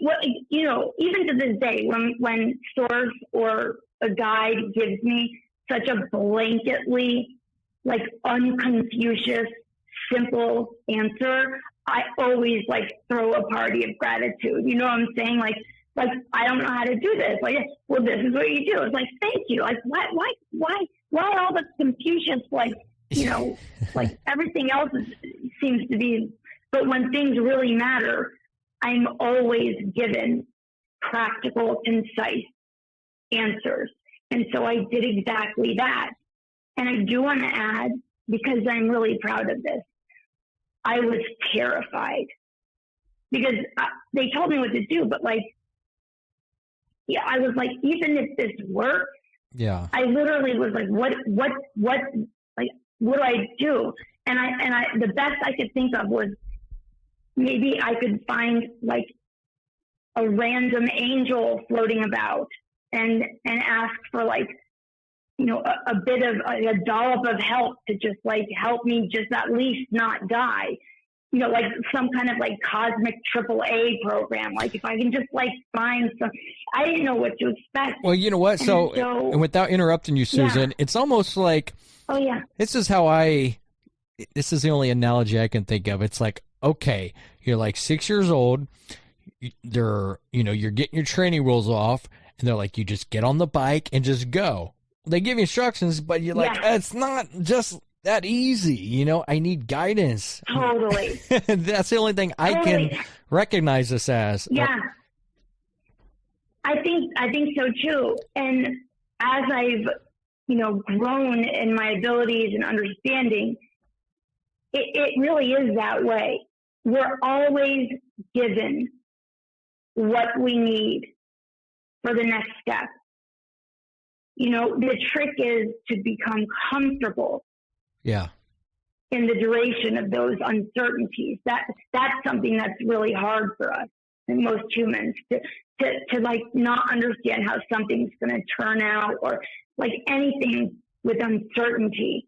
We like, especially our brains, our minds likes consistency, proven results, and repetitiveness. So, exactly. I was like, this is really scary to me. But this happened today, I wouldn't be scared at all. I'd know better. I'd know I wouldn't have any idea what to do, but as we go, it will be provided. And so I rolled out of bed and immediately manifested. It looked like a gray smear, but I knew it was a tunnel of gray-looking light that was moving so fast, it looked like a smeared blur. And so I was standing there in my astral body, which feels like you're totally in your regular body. I was looking at this thing, and I was like, you've got to, like, angle your way in, and then I knew I'd be, like, ripped away somewhere, and I probably have no control over it. So I got a question. Like, okay. So is this similar to the tunnel that other people talk about seeing? Not at all. And I do think there's a difference to be made with my NDE versus others in that I co-created it. Okay. You know what I mean? Yeah. Like, I didn't know what to expect, but like I was taking directions. And so I angled into this gray smear, no recollection of anything, but seemingly instantly arrived at the place that people call the void. And the thing that was interesting that I understand now was I was still in the chariot of Susan Dyer, of that personality. And Susan Dyer, at that age, 41, was still just as terrified as the dark as I'd ever been. So to pop out in a place that is indescribably like velvet, like wet velvet black, and deafeningly silent, in that moment, my panic was absolutely like, I cannot explain in words my panic. It was like that moment was the worst fear of my life. I bet. And yeah, but this is the deal. I do know where I went. I went back to the womb. That place, that space is like the 0 point. You and I were talking about canvases before. Yeah. And that's like basically the hub of the divine feminine. It's the space, of God's canvas just before he presses outward onto it in form. But I didn't know that. I just freaked out and like slammed my astral eyeballs shut and just intuitively just said like, God, please take me somewhere safe and good. That's all I could think to say. And I was, again, like when you are on the other side, there is no linear time. So a thought is instantly manifested. So time is essentially non-existent on the other side. Time is irrelevant. It's only relevant to planets like Earth. Okay. You know, when like we are on this planet, and it really is, as I've like kind of gotten from my guides, this is a school of learning by emotion. Yeah. Dealing with the kaleidoscope, the incredibly massive kaleidoscope of human emotions. And so when I said that, I immediately found myself floating in blazing of all shades of gold, these rays. And I remember, I remember such specifics. I remember thinking, this should be frying my eyeballs right now. Of course. And I thought at the time, God must be like super dimming himself. Like, this is insane. God was only probably showing you 0.0001% of his brightness. I can't even imagine, right? It's like it's unimaginable.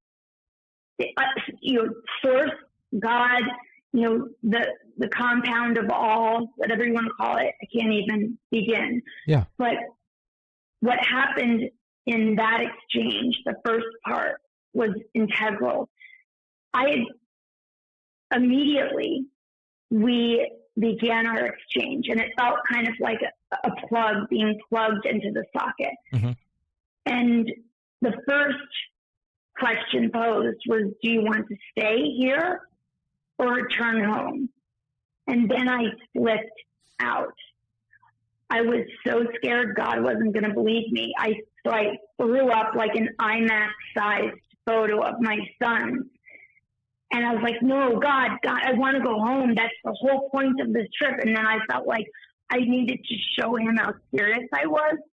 So at that point, I started like hand over hand yanking on my silver cord.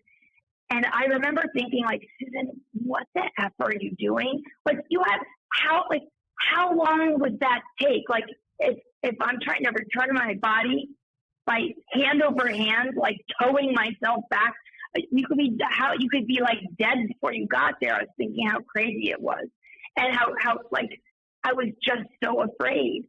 But the reason I kept my personality for this experience was to be able to experience it as a human, to describe it to other humans, and being completely, I guess, steeped, or like, I was floating in that unnameable energy, and I viscerally felt what it is made of.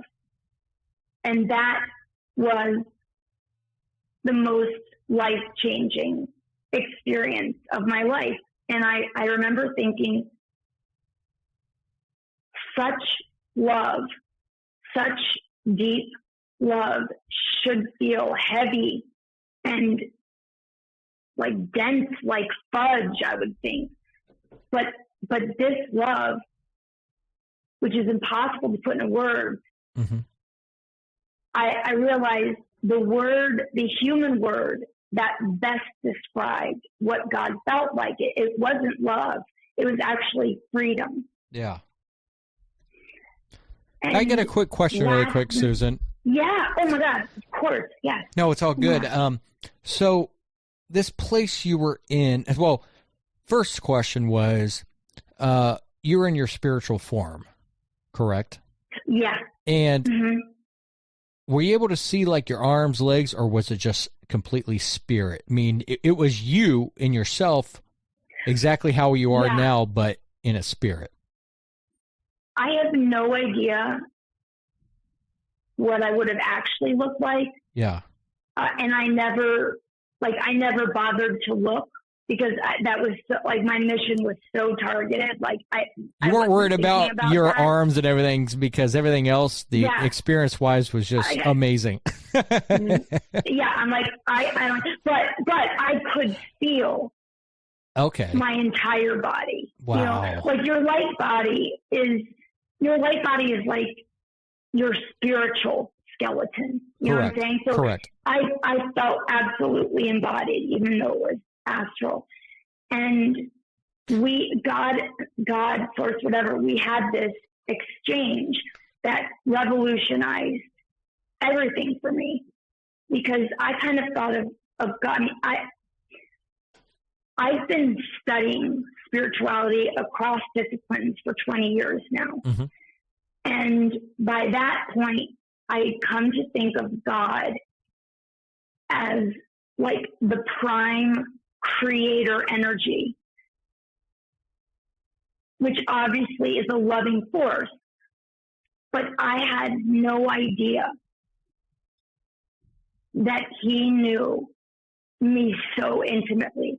He knew me and every cell in my body. Like, you're his child. It makes, I mean, like, I'm not kidding, but to the point where I realized something that felt so controversial. It actually took me several months to even go into meditation with it. Yeah.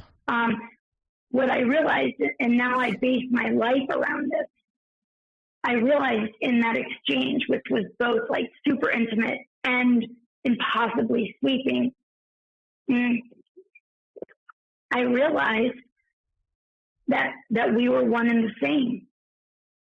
There was absolutely no difference. I was just a minuscule dollop of this one singular, universal compound. Like, I am God. You are God. We are made of it. Mm-hmm. I mean, it's that is what we are. It's not, I don't know.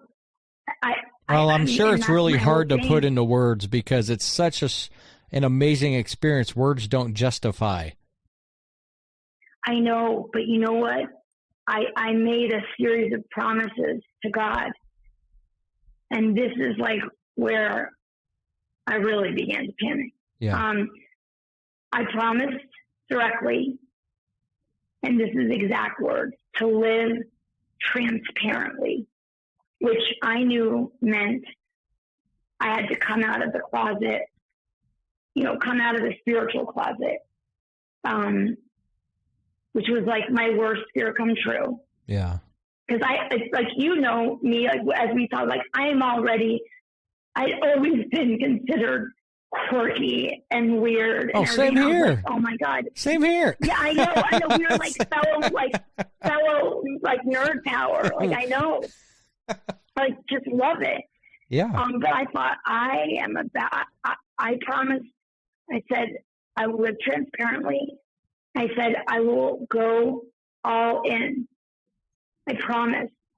But you're just going to have to tell me what to do about it.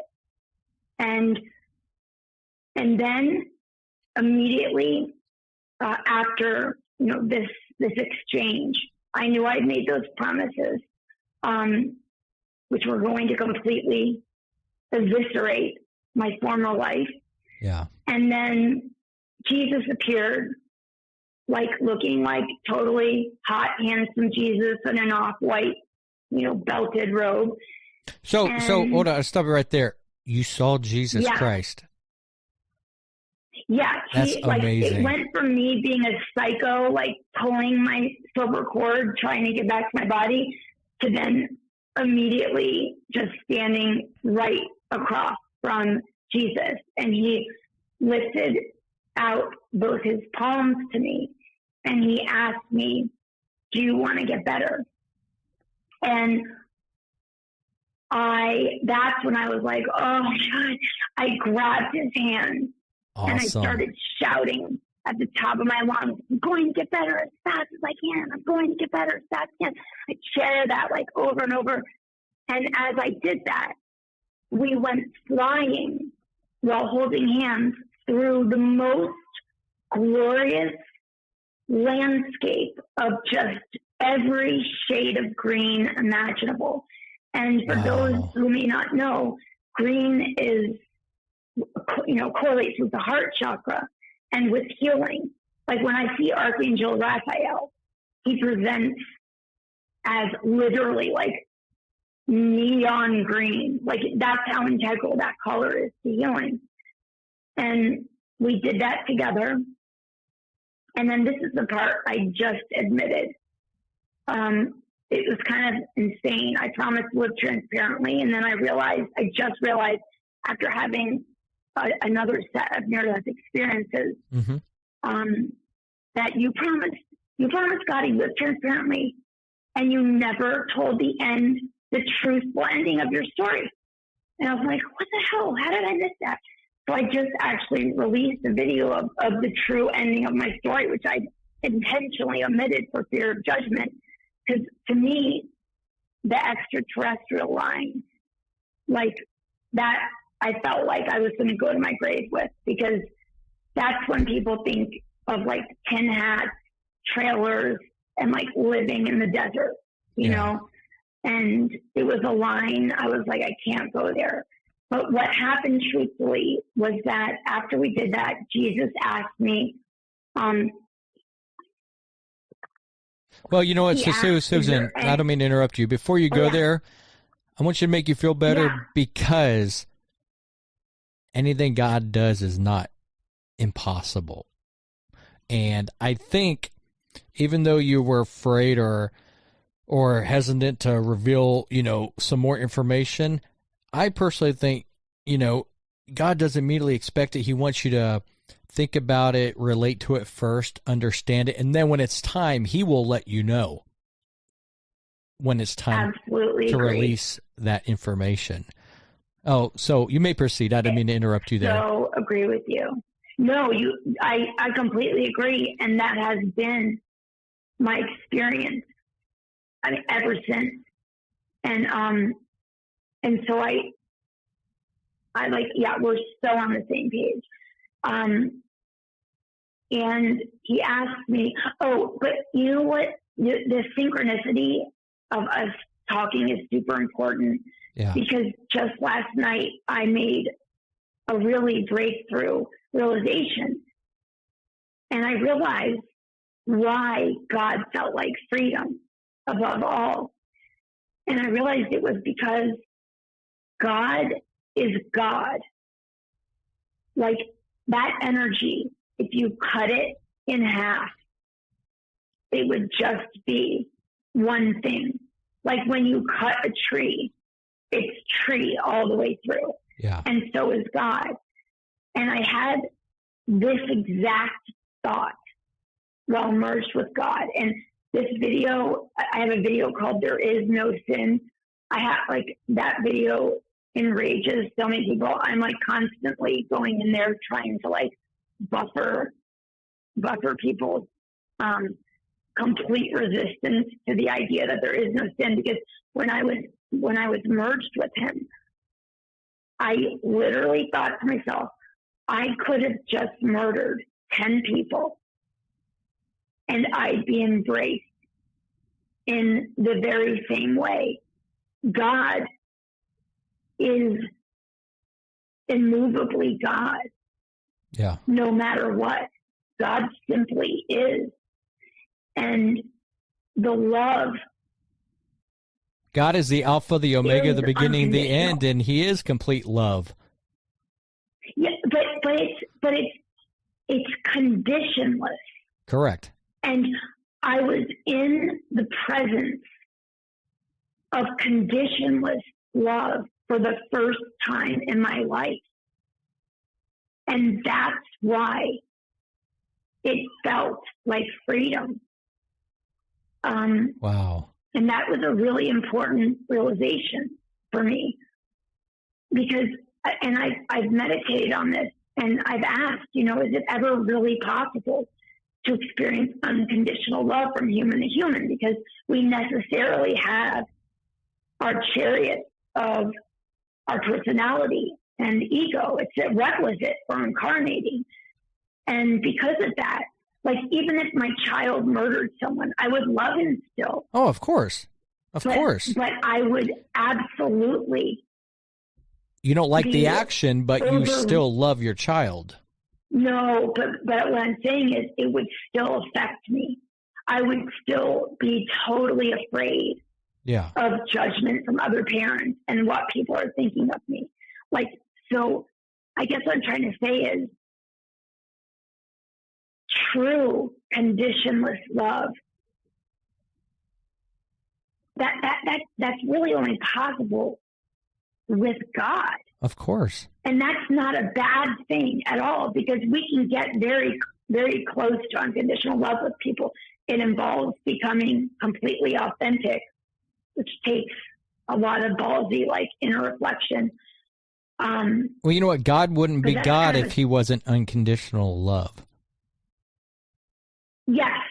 Right. I mean, like, there was no reaction to anything I was saying. It was just the immovable, overwhelming, light as air, unflinching feeling of love that was so conditionless. It felt like freedom. That is awesome to hear.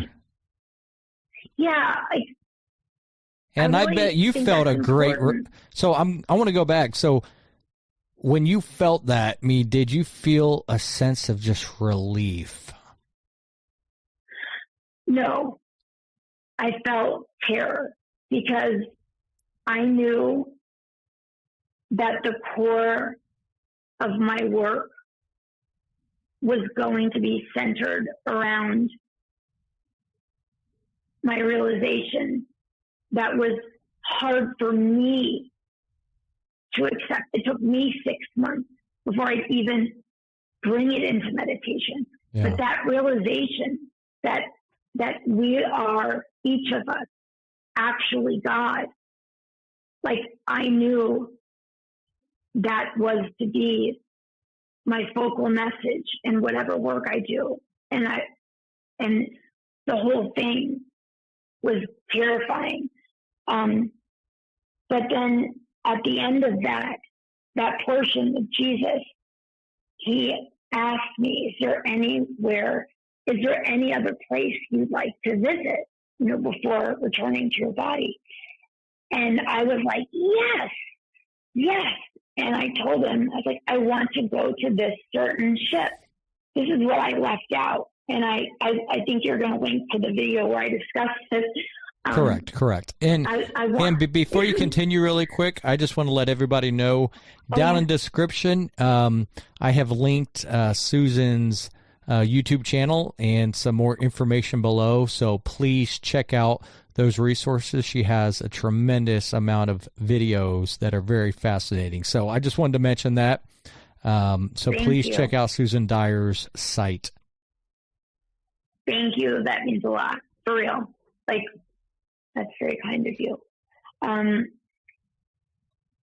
Yeah, we're we're very, very much the same kind of nerd. I just love it. I really mean that.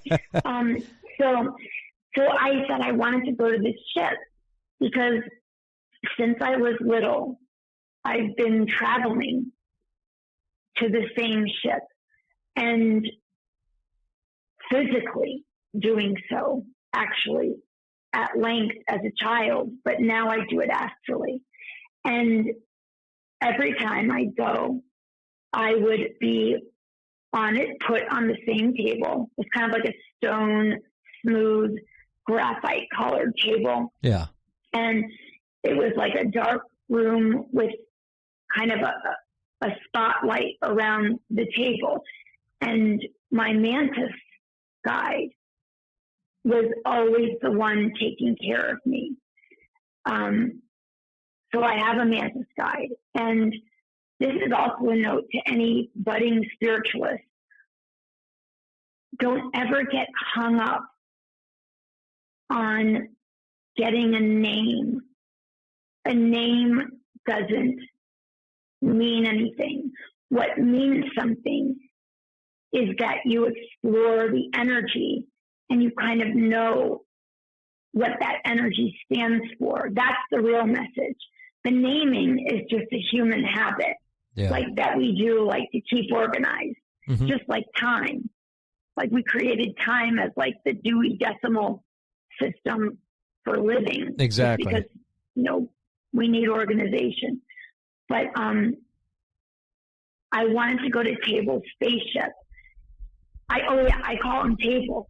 Like I was 3. And that's always been my name for him. And if I can't pronounce his name anyway, it would just sound like really loud, screeching noises. Yeah. But so he's Table.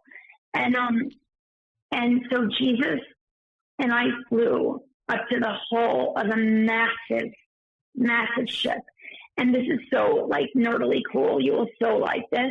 You know how, like, in the medieval days, everybody had, like, a shield with a coat of arms? Yeah, that showed, like, this is your house and the symbols of it and everything. Correct. And so by this one very inconspicuous door into this massive shuttle was this huge, extensive, detailed coat of arms.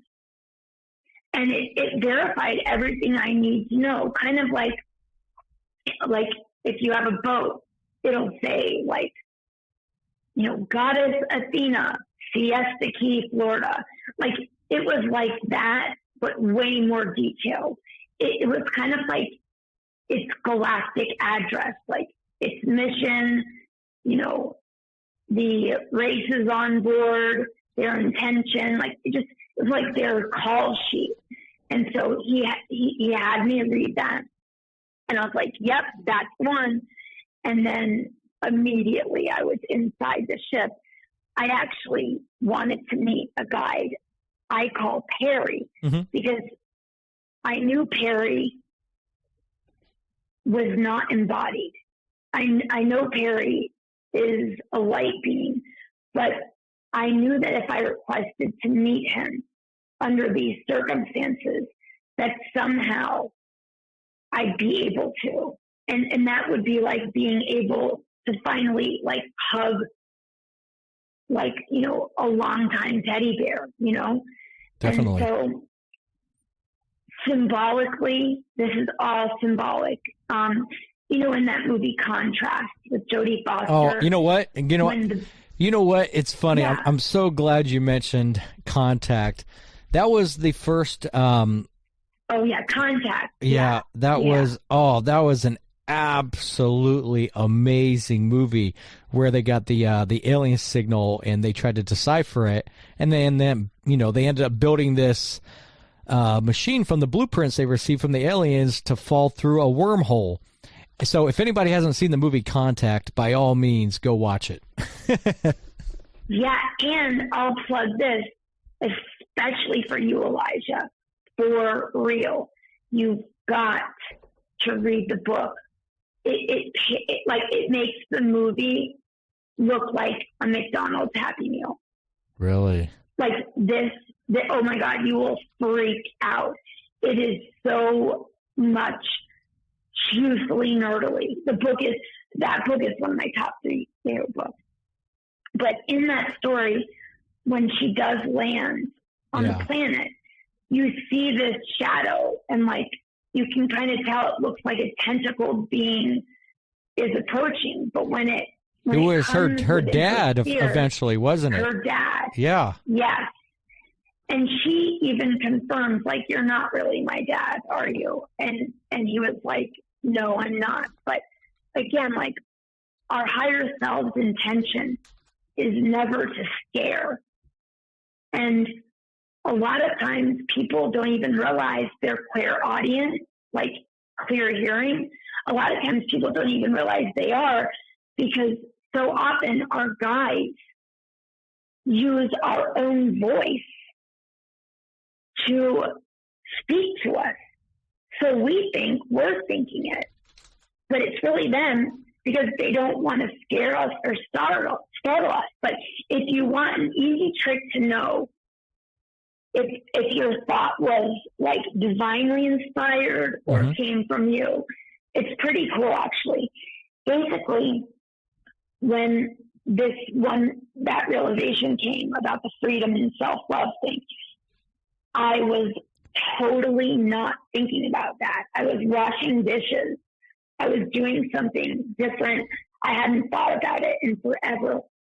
And those are 2 very good clues that you have received, whatever thought that was. That was a divinely inspired bit of wisdom there. And so I ended up in this NASA gift shop, like from the 50s is what it looked like. Yeah. And I was trying not to lose it because I knew that the shop owner was Perry.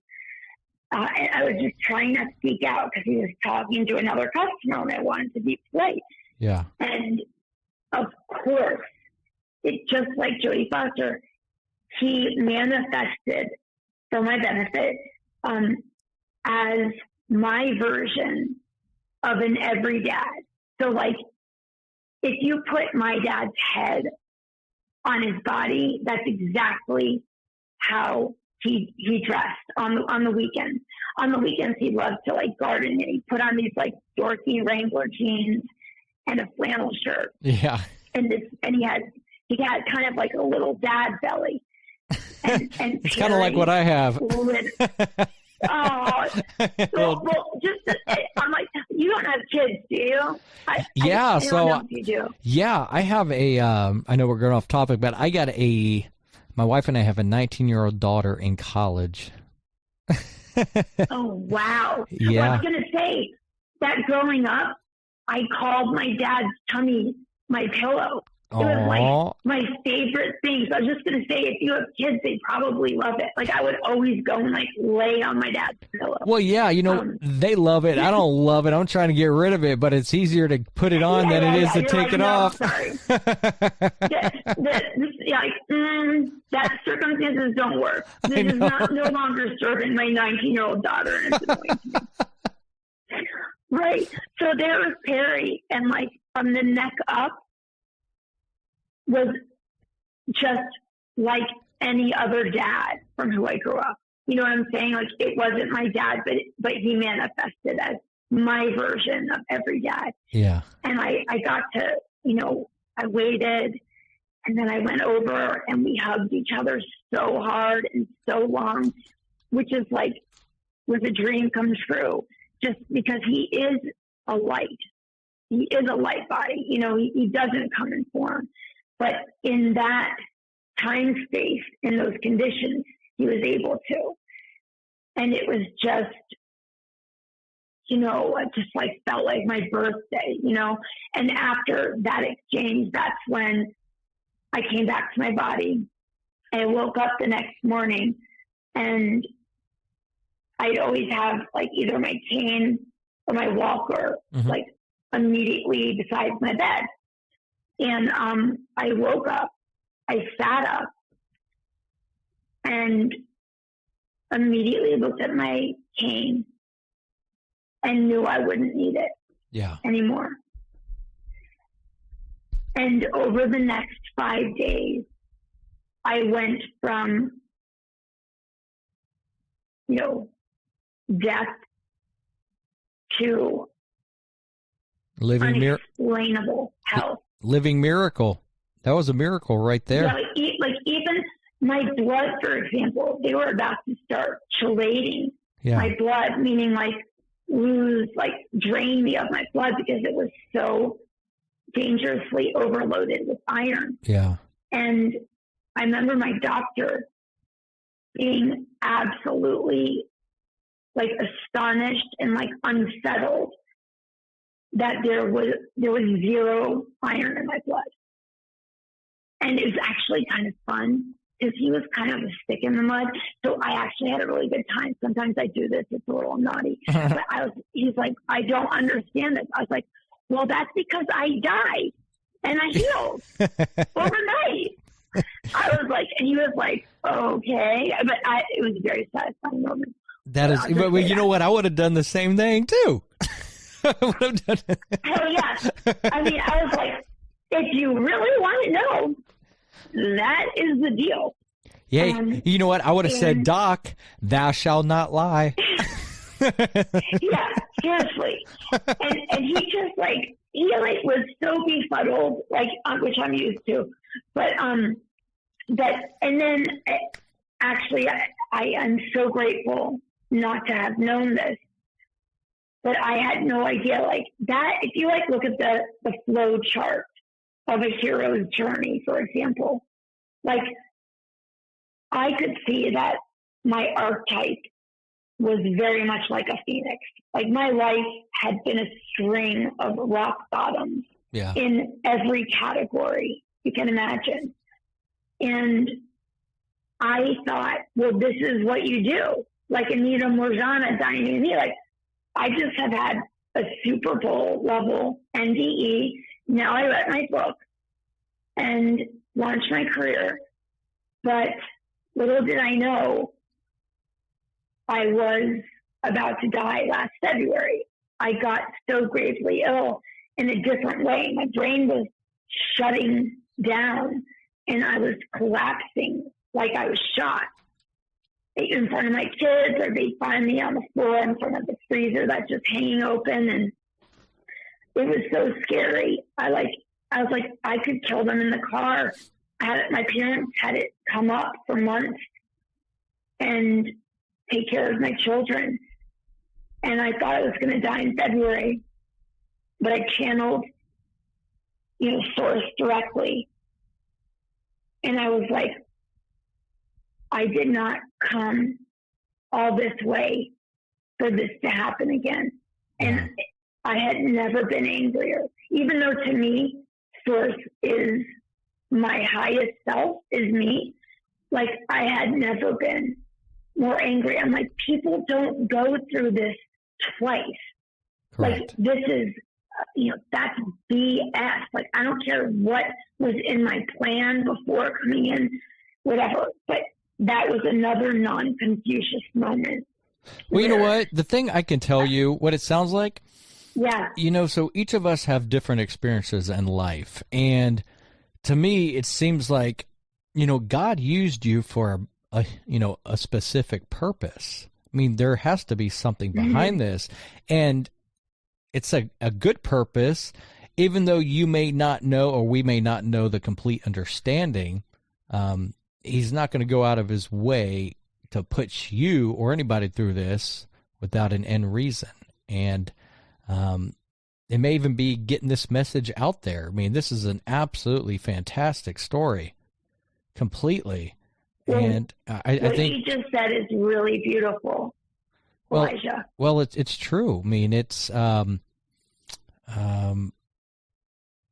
know some people are very reluctant, but I know people that were always reluctant until it happened to them. And boy, did they change overnight. They went from skeptic to not skeptic anymore. I'm like, yep, it's real.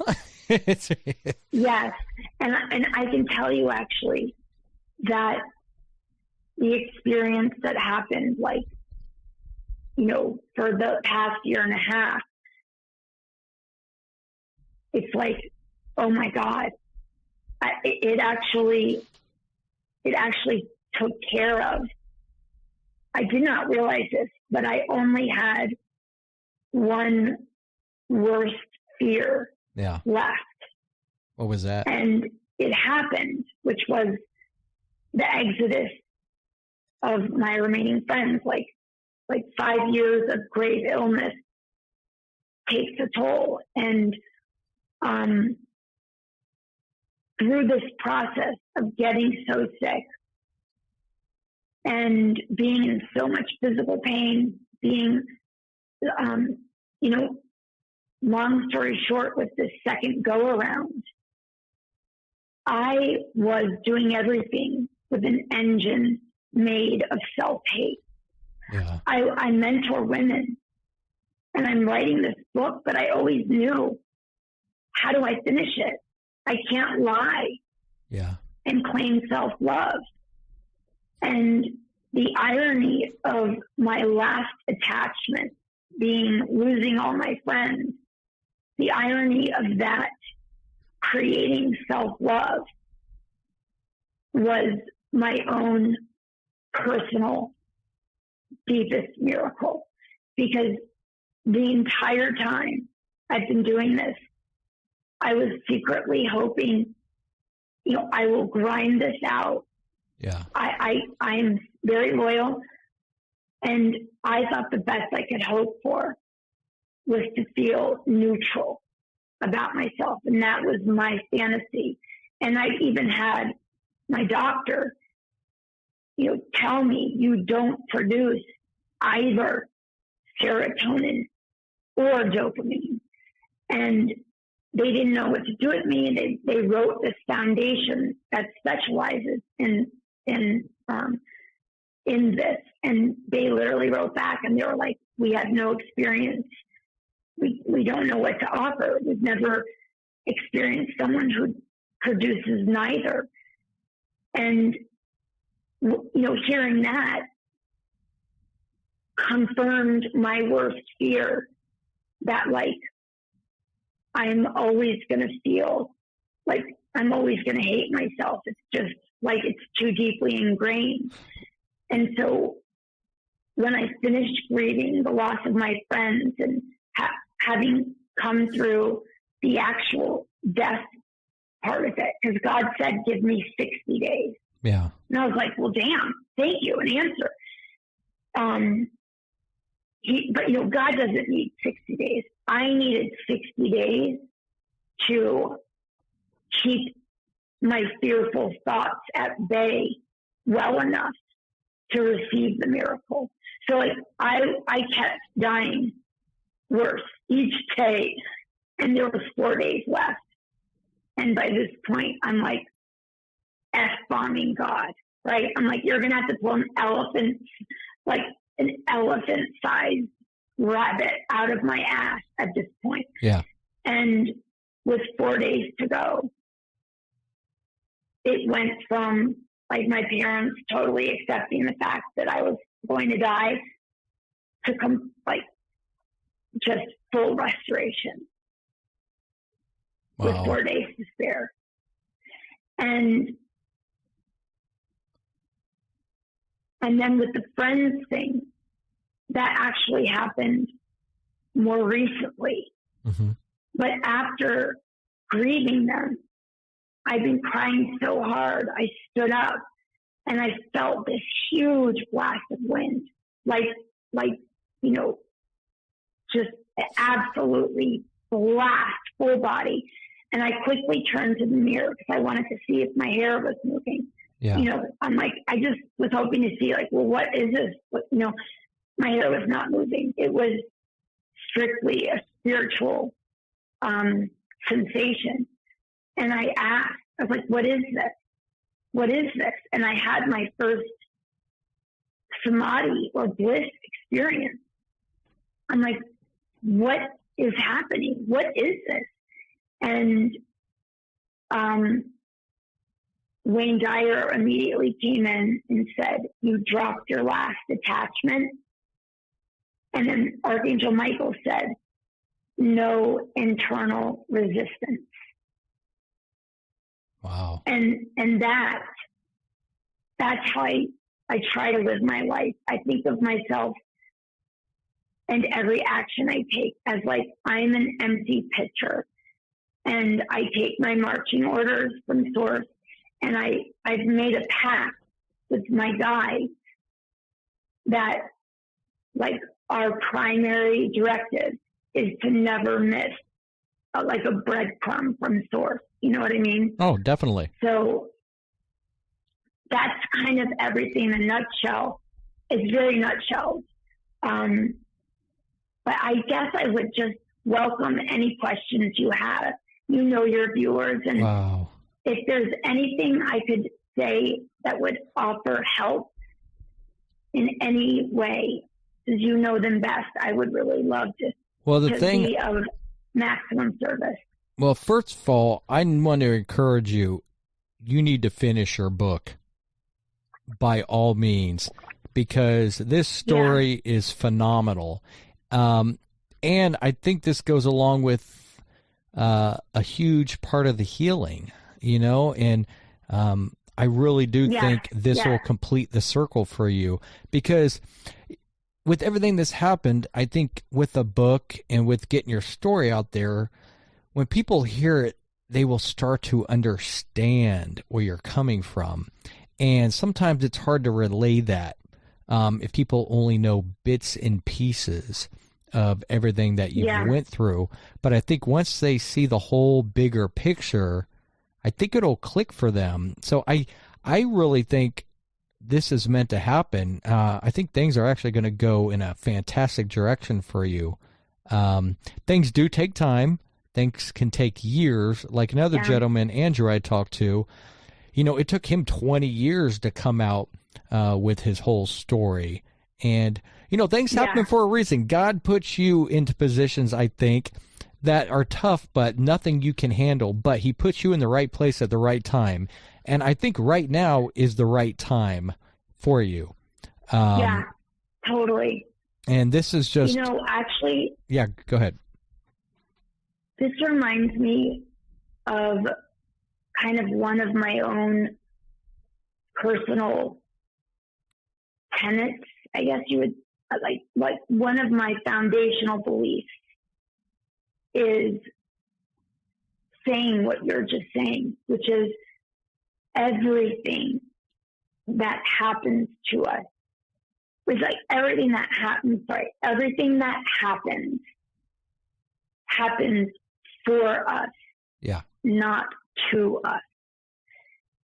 And that is like the foundation. That's like a foundational level part of my belief. And that is very hard to hear, especially when somebody's in anguish or a dark night of the soul or experienced a tragedy or illness. Like, it's really hard to hear that when you're in the middle of it. It does not make the suffering go away. Yeah. But I have been through, at this point, so many Phoenix things, and each and every one, as gruesome as they've been, have done exactly as you described. They have completely revolutionized my life each and every time. But it's hard to hang in there. It's hard to hang in there when it's that hard. Well, you know what? And so for anyone listening who is struggling, well, I can tell you this. If you can just hang on.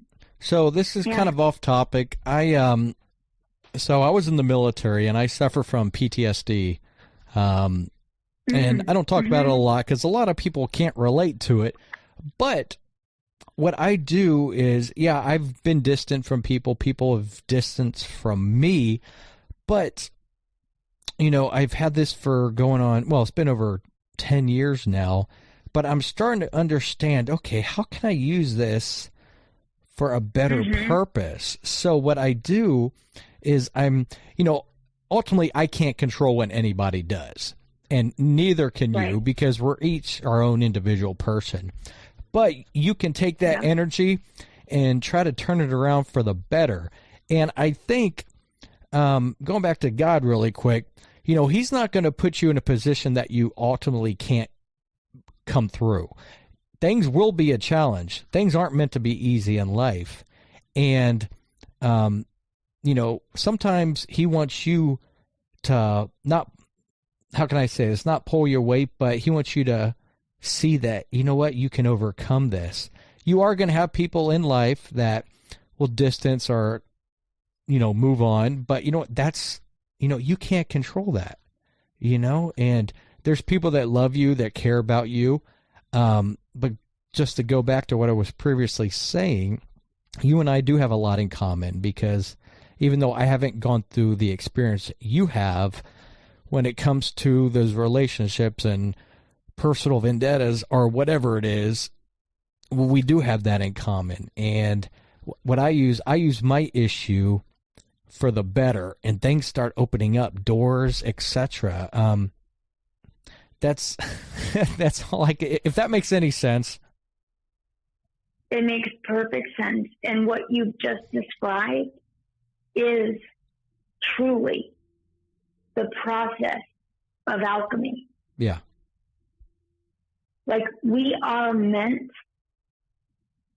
to face and walk through and ultimately embrace and integrate these challenges,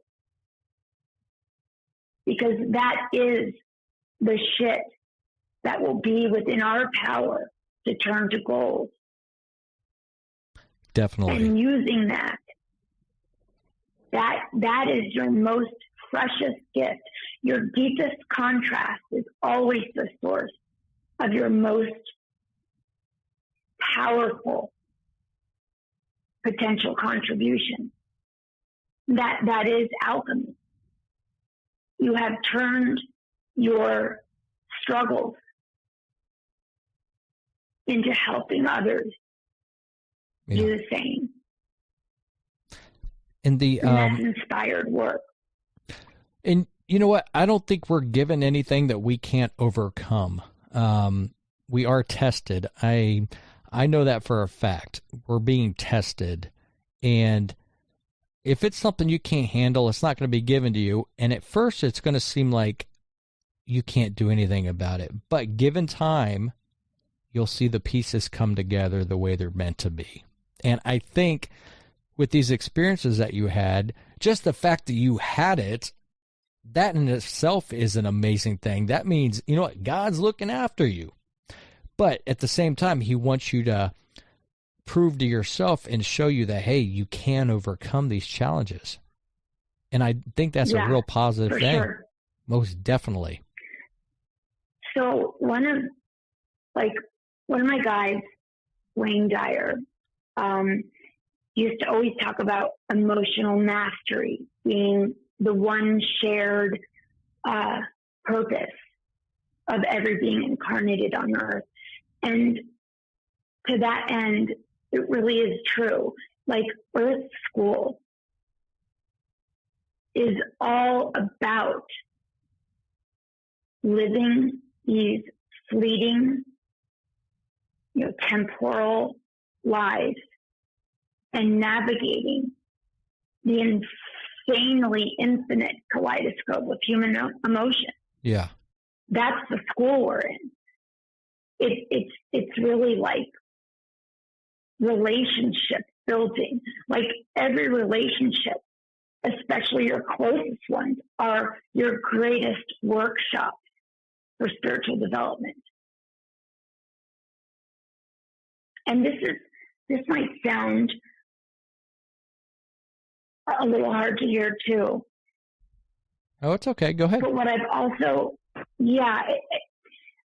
come to realize is, because they've shown me that not only are your closest family members and most beloved friends, not only are those people your closest soul family, but so are your greatest enemies.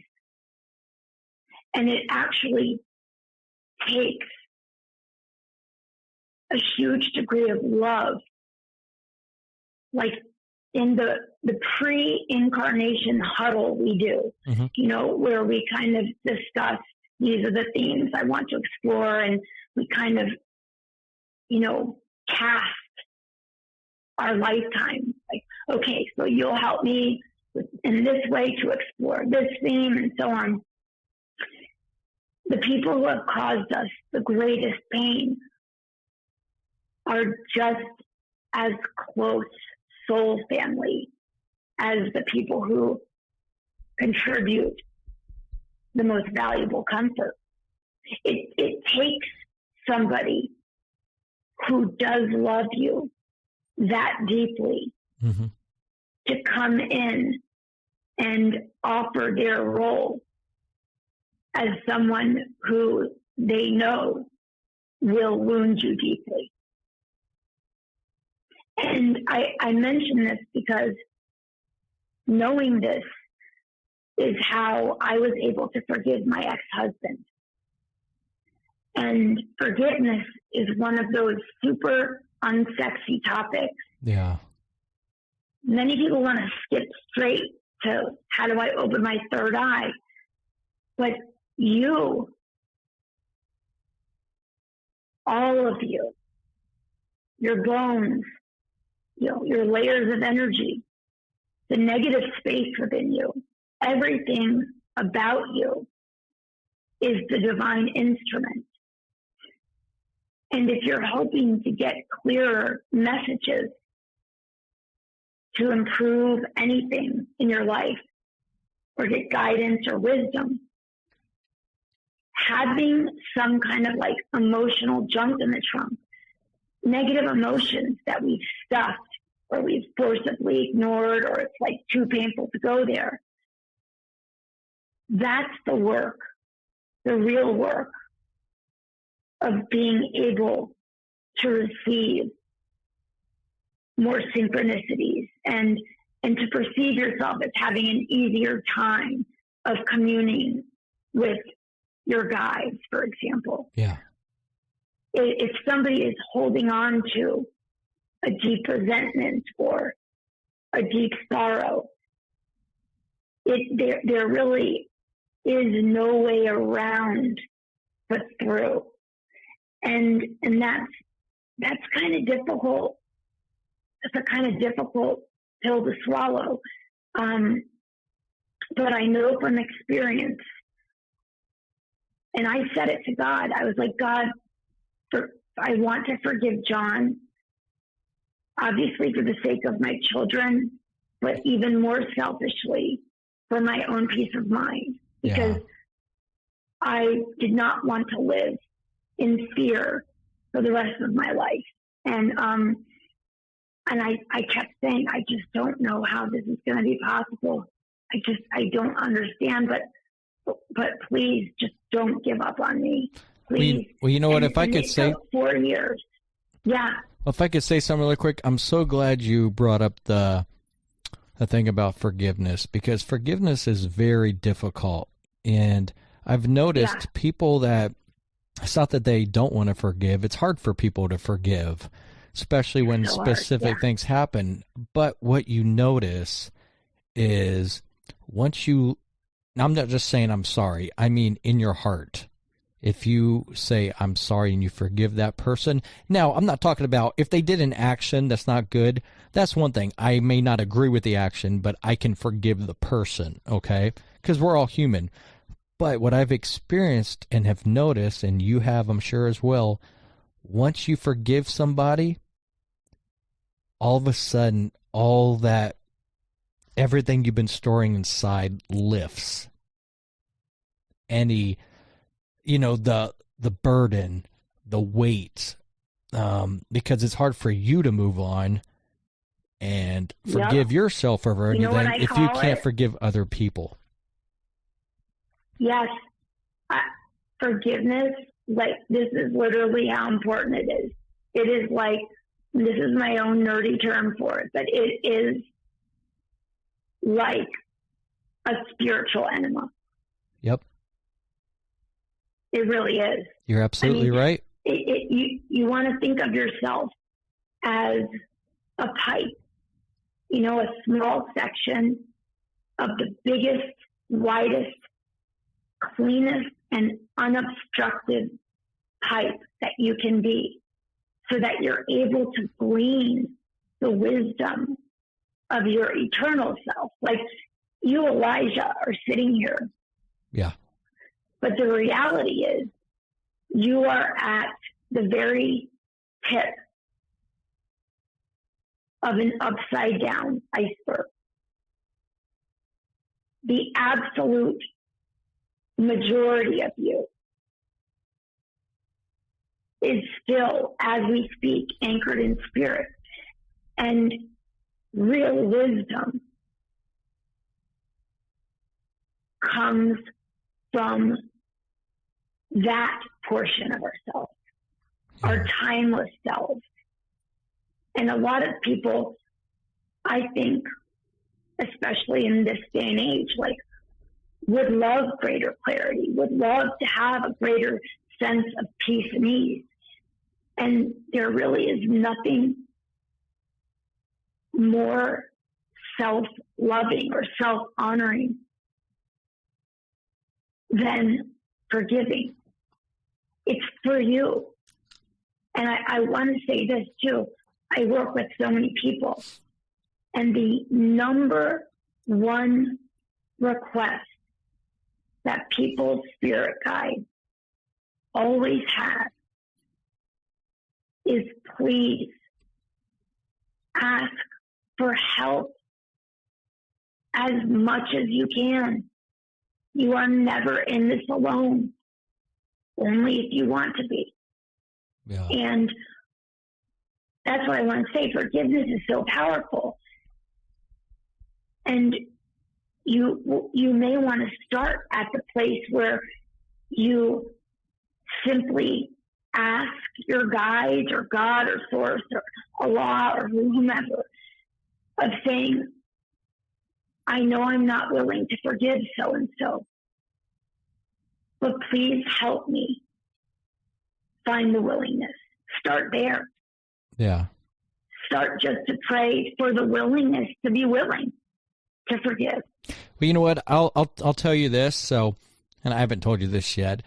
I completely agree with you. I'll tell you personally, I am a Christian, but regardless of what faith, what you believe, I think this applies to every walk of life, regardless of your background, your beliefs, your faith. This is something that it crosses all. It crosses the whole spectrum. The whole spectrum. Yeah, and you know what's funny about truth? It often does. Yeah. It sure does. And there's this, have you ever heard of Neil Donald Walsh? He wrote a series of books called Compilations with God. Oh, I've heard the name. Yes. Oh my gosh. I'm having one of those nerdy brain fart moments. Oh my God, no. But no, I know exactly what you're talking about. Yeah, and he used a metaphor that I never forgot. Over 20 years ago, he wrote this. But he compared a civilized civilization to a tree. Yeah. Where you'll never see warring branches of a tree. Mm-hmm. Like, how nonsensical would that be? And to take that on personally, I think is really powerful, because that is actually, like, the image of God is like a tree too, in the sense that, like, it doesn't matter. You could be Mother Teresa or you could be Jeffrey Dahmer, but if you stand under a tree in the heat of summer, you will be gifted shade. Yeah. The tree does not, like, make a character judgment and, like, curl back its branches for Jeffrey Dahmer. And that's, like, my real message, really, is that, like, if I could do anything, just one thing on this earth, it would be to lessen or soften or ideally obliterate any fear regarding God. There is nothing to that energy except impossibly unconditional love, which is kind of like what I was saying before, which I get so much heat for, like, knowing in the moment I could have just murdered 10 people. Yeah. So if that were to happen, like, that's my dream. God knows it. Like, my dream is to even, if I could just get one person to question and maybe consider rethinking what their higher power looks like to them, mm-hmm. and freeing themselves of any fear, because that is a human contraption. It is not real. And that's also where getting comfortable in periods of uncertainty comes in. Yep. And, like, I kind of try to think of those times as, okay, cool. I don't know what's going to happen, but I know it's going to be great, because it's going to be guided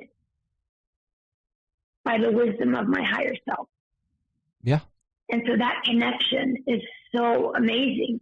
It opens it opens you up, to just be a better and wiser and more efficient and effective and loving and productive person just across every category. But it can only be found by going within. And I think that's another thing. A lot of people have, I'm taping a series, a playlist, which is going to be like myth-busting meditation. There's so much out there that I think intimidates people, because meditation is often presented as something where you're supposed to stop thinking. And it really bothers me when I hear that talked about, because it's like, we are humans. Our mind is constantly narrating. Yeah. The goal is to be the sky, and your thoughts are the weather passing by. Like, even a hurricane is not going to scar the sky. But that's a better way of thinking about meditation. If somebody out there wants to try it, forget the notion that you're going to stop thinking. Not unless you've suddenly turned into an android. You know what I mean? Yeah, I know exactly what you. Well, the fact you said android brings out my nerd self. I'm sorry. Oh yeah, I know. I tickled your nerd brain, Linda. But yet I'm talking to you on an iPhone. Yeah. Did you watch Small Wonder growing up, or am I like so much older than you? Oh my God. Well, I am 38 I'm 38 years old. Oh, you don't look at it. Okay, so you totally will remember. Remember Small Wonder, Vicky, the android? Oh my God. You know what? Totally hold on. I'm going to Google really quick. Hold on. It's so cute. Small Wonder. Like one of my favorite shows. Small Wonder. Small Wonder, Vicky. Oh, yeah. Like I remember now. Remember? Yes. I love that show. I remember. And actually, that actually brings me to another point, which people might find interesting, is I remember being up there while merged with God, thinking, it hit me. I had a realization that hit me in the moment, because I was like, how is this level of unconditional love even possible? Yeah. And for whatever reason, the realization came to me is that everything's a spectrum. And so on the one side, we have sentient, we have the God that like people would say is just so loving, whatever. That's sentience. That's emotion. Yeah. Now, on the other end of the spectrum is non-sentience, or an easier way to consider it maybe logic. And my mantis guide, for example, that race of beings is non-sentient. And I realized, and afterwards I was like, why were you surprised by this? God is all, like capital A, all. But God is all. He's everything. He's full spectrum of everything. And so he's just as non-sentient as he is sentient. That was a realization that hit me in the middle of that exchange with him. And then afterwards I was like, duh, wait, why should that surprise you? But it did in the moment, like realizing that. Like, there is nothing that is not God. You know what I mean? It's just, God is the singular compound to all the universes, including me and you, Well, that's exactly right. Think, and I hope it's good news, Well, you know what? Someone told me a good quote. They're like, I can't comprehend God. And you know what I told them? Yeah. If I could comprehend God, that's not a God I want to worship. You see what I'm saying? Because God is so everything. So it's like we use words to close this because we have to, but like, it's impossible. Yeah. It's impossible to fathom still, like with my experience. Like, I don't know. I don't know anything extra. Who knows? Like, I kind of get a sense there's like a mother God and a father God. Yeah. It seems like almost, with that womb space and those like yin and yang, like the womb and then the sun rays being yang. And I don't know, is there some kind of other energy that is the union of those two? I don't know. I have no idea. Like, and so I love that you say that. I always will say that. Like, I hold everything as hypothesis because our experiences change from moment to moment, and so does our wisdom, you know? Yeah. I'll tell you what, this has been a fantastic talk to have with you. I know, and I had so much fun talking to you earlier, too. You know, we are peeps. And you know what's funny? I would like to have a follow-up interview with you again, because this has just been absolutely phenomenal, just speaking with you. Oh, my God, I'd love to. I'm with you. I'm, like, with you. Everything that you like, I like. Yeah. Just know that. We are geek twinsies. That's awesome. But I actually have no further questions for you. Is there anything else you want to say? I guess if anyone out there does relate to feeling different, feeling like they don't belong or anything, like, just know that you're not alone. Yeah. And, oh, I forgot. Oh, my gosh, this was so cute. So, do you know Dolores Cannon? Do you know of her? She's passed away. Dolores Cannon. Let me Google this again. Okay. Okay. So, when I was getting water, right before I called you. Oh, yeah, the American hypnotherapist, right? Yeah, I recognize her. Yes. Yes. And she was so funny. She straight up popped up in my kitchen and was like, "You will mention me." And I was like, "Yes, I will." You just Not did. a problem.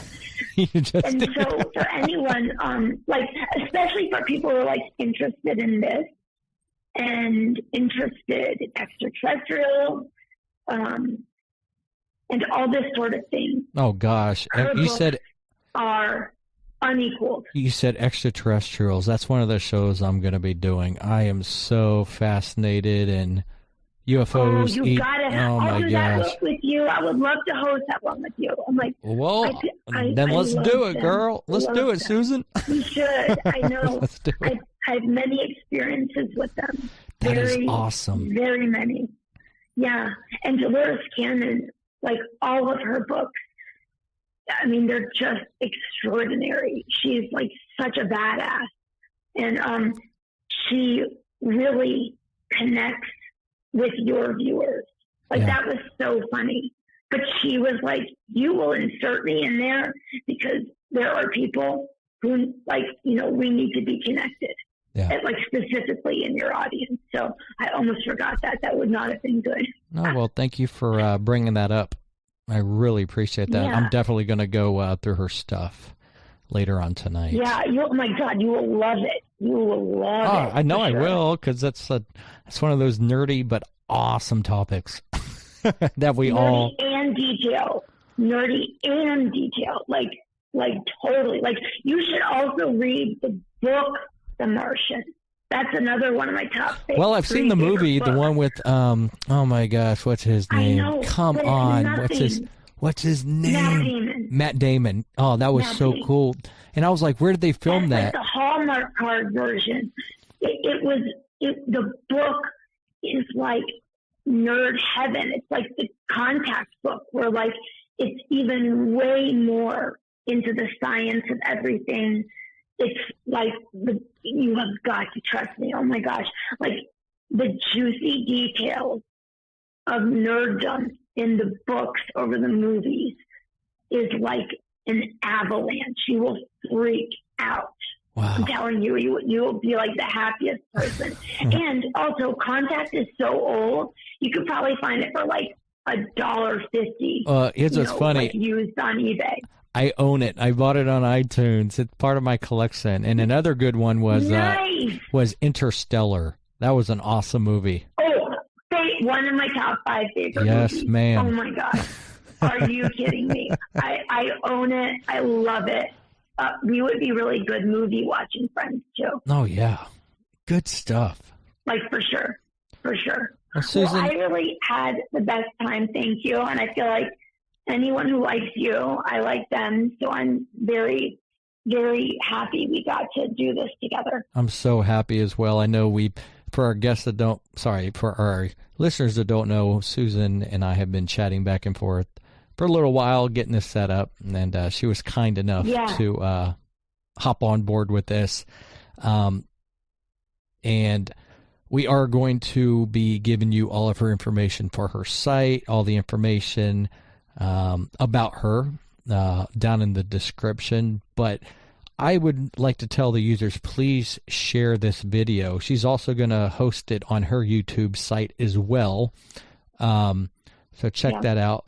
But Susan, when we get done, don't hang up because I'll chat with you for a minute off the air. But I really appreciate the time that you've taken out of your day to speak with us on your experience. I really appreciate what you're doing. Well, this is by far the best interview story I have heard. And oh, yay! Oh my God, that's so great. Thank you for that compliment. It's fantastic, and you better finish writing that book. I mean, I am going to be messaging you, hounding you on your progress. Oh, that's so awesome. Thank you so much. Like, I know now I can finally write the ending, because I was like, I've been fudging around, like, I can't lie. So, like, how can I end this freaking book? That's awesome. Well, you know Thank you so much. So I'll be chatting you on the side, and, you have somebody here who's supporting you. A lot of people are supporting you. You may not hear from them, but we got your back on this. So if you ever need motivation, hey, even though we don't know each other personally, you know what? I feel like I've known you forever now, because this is totally. Because we're both nerds.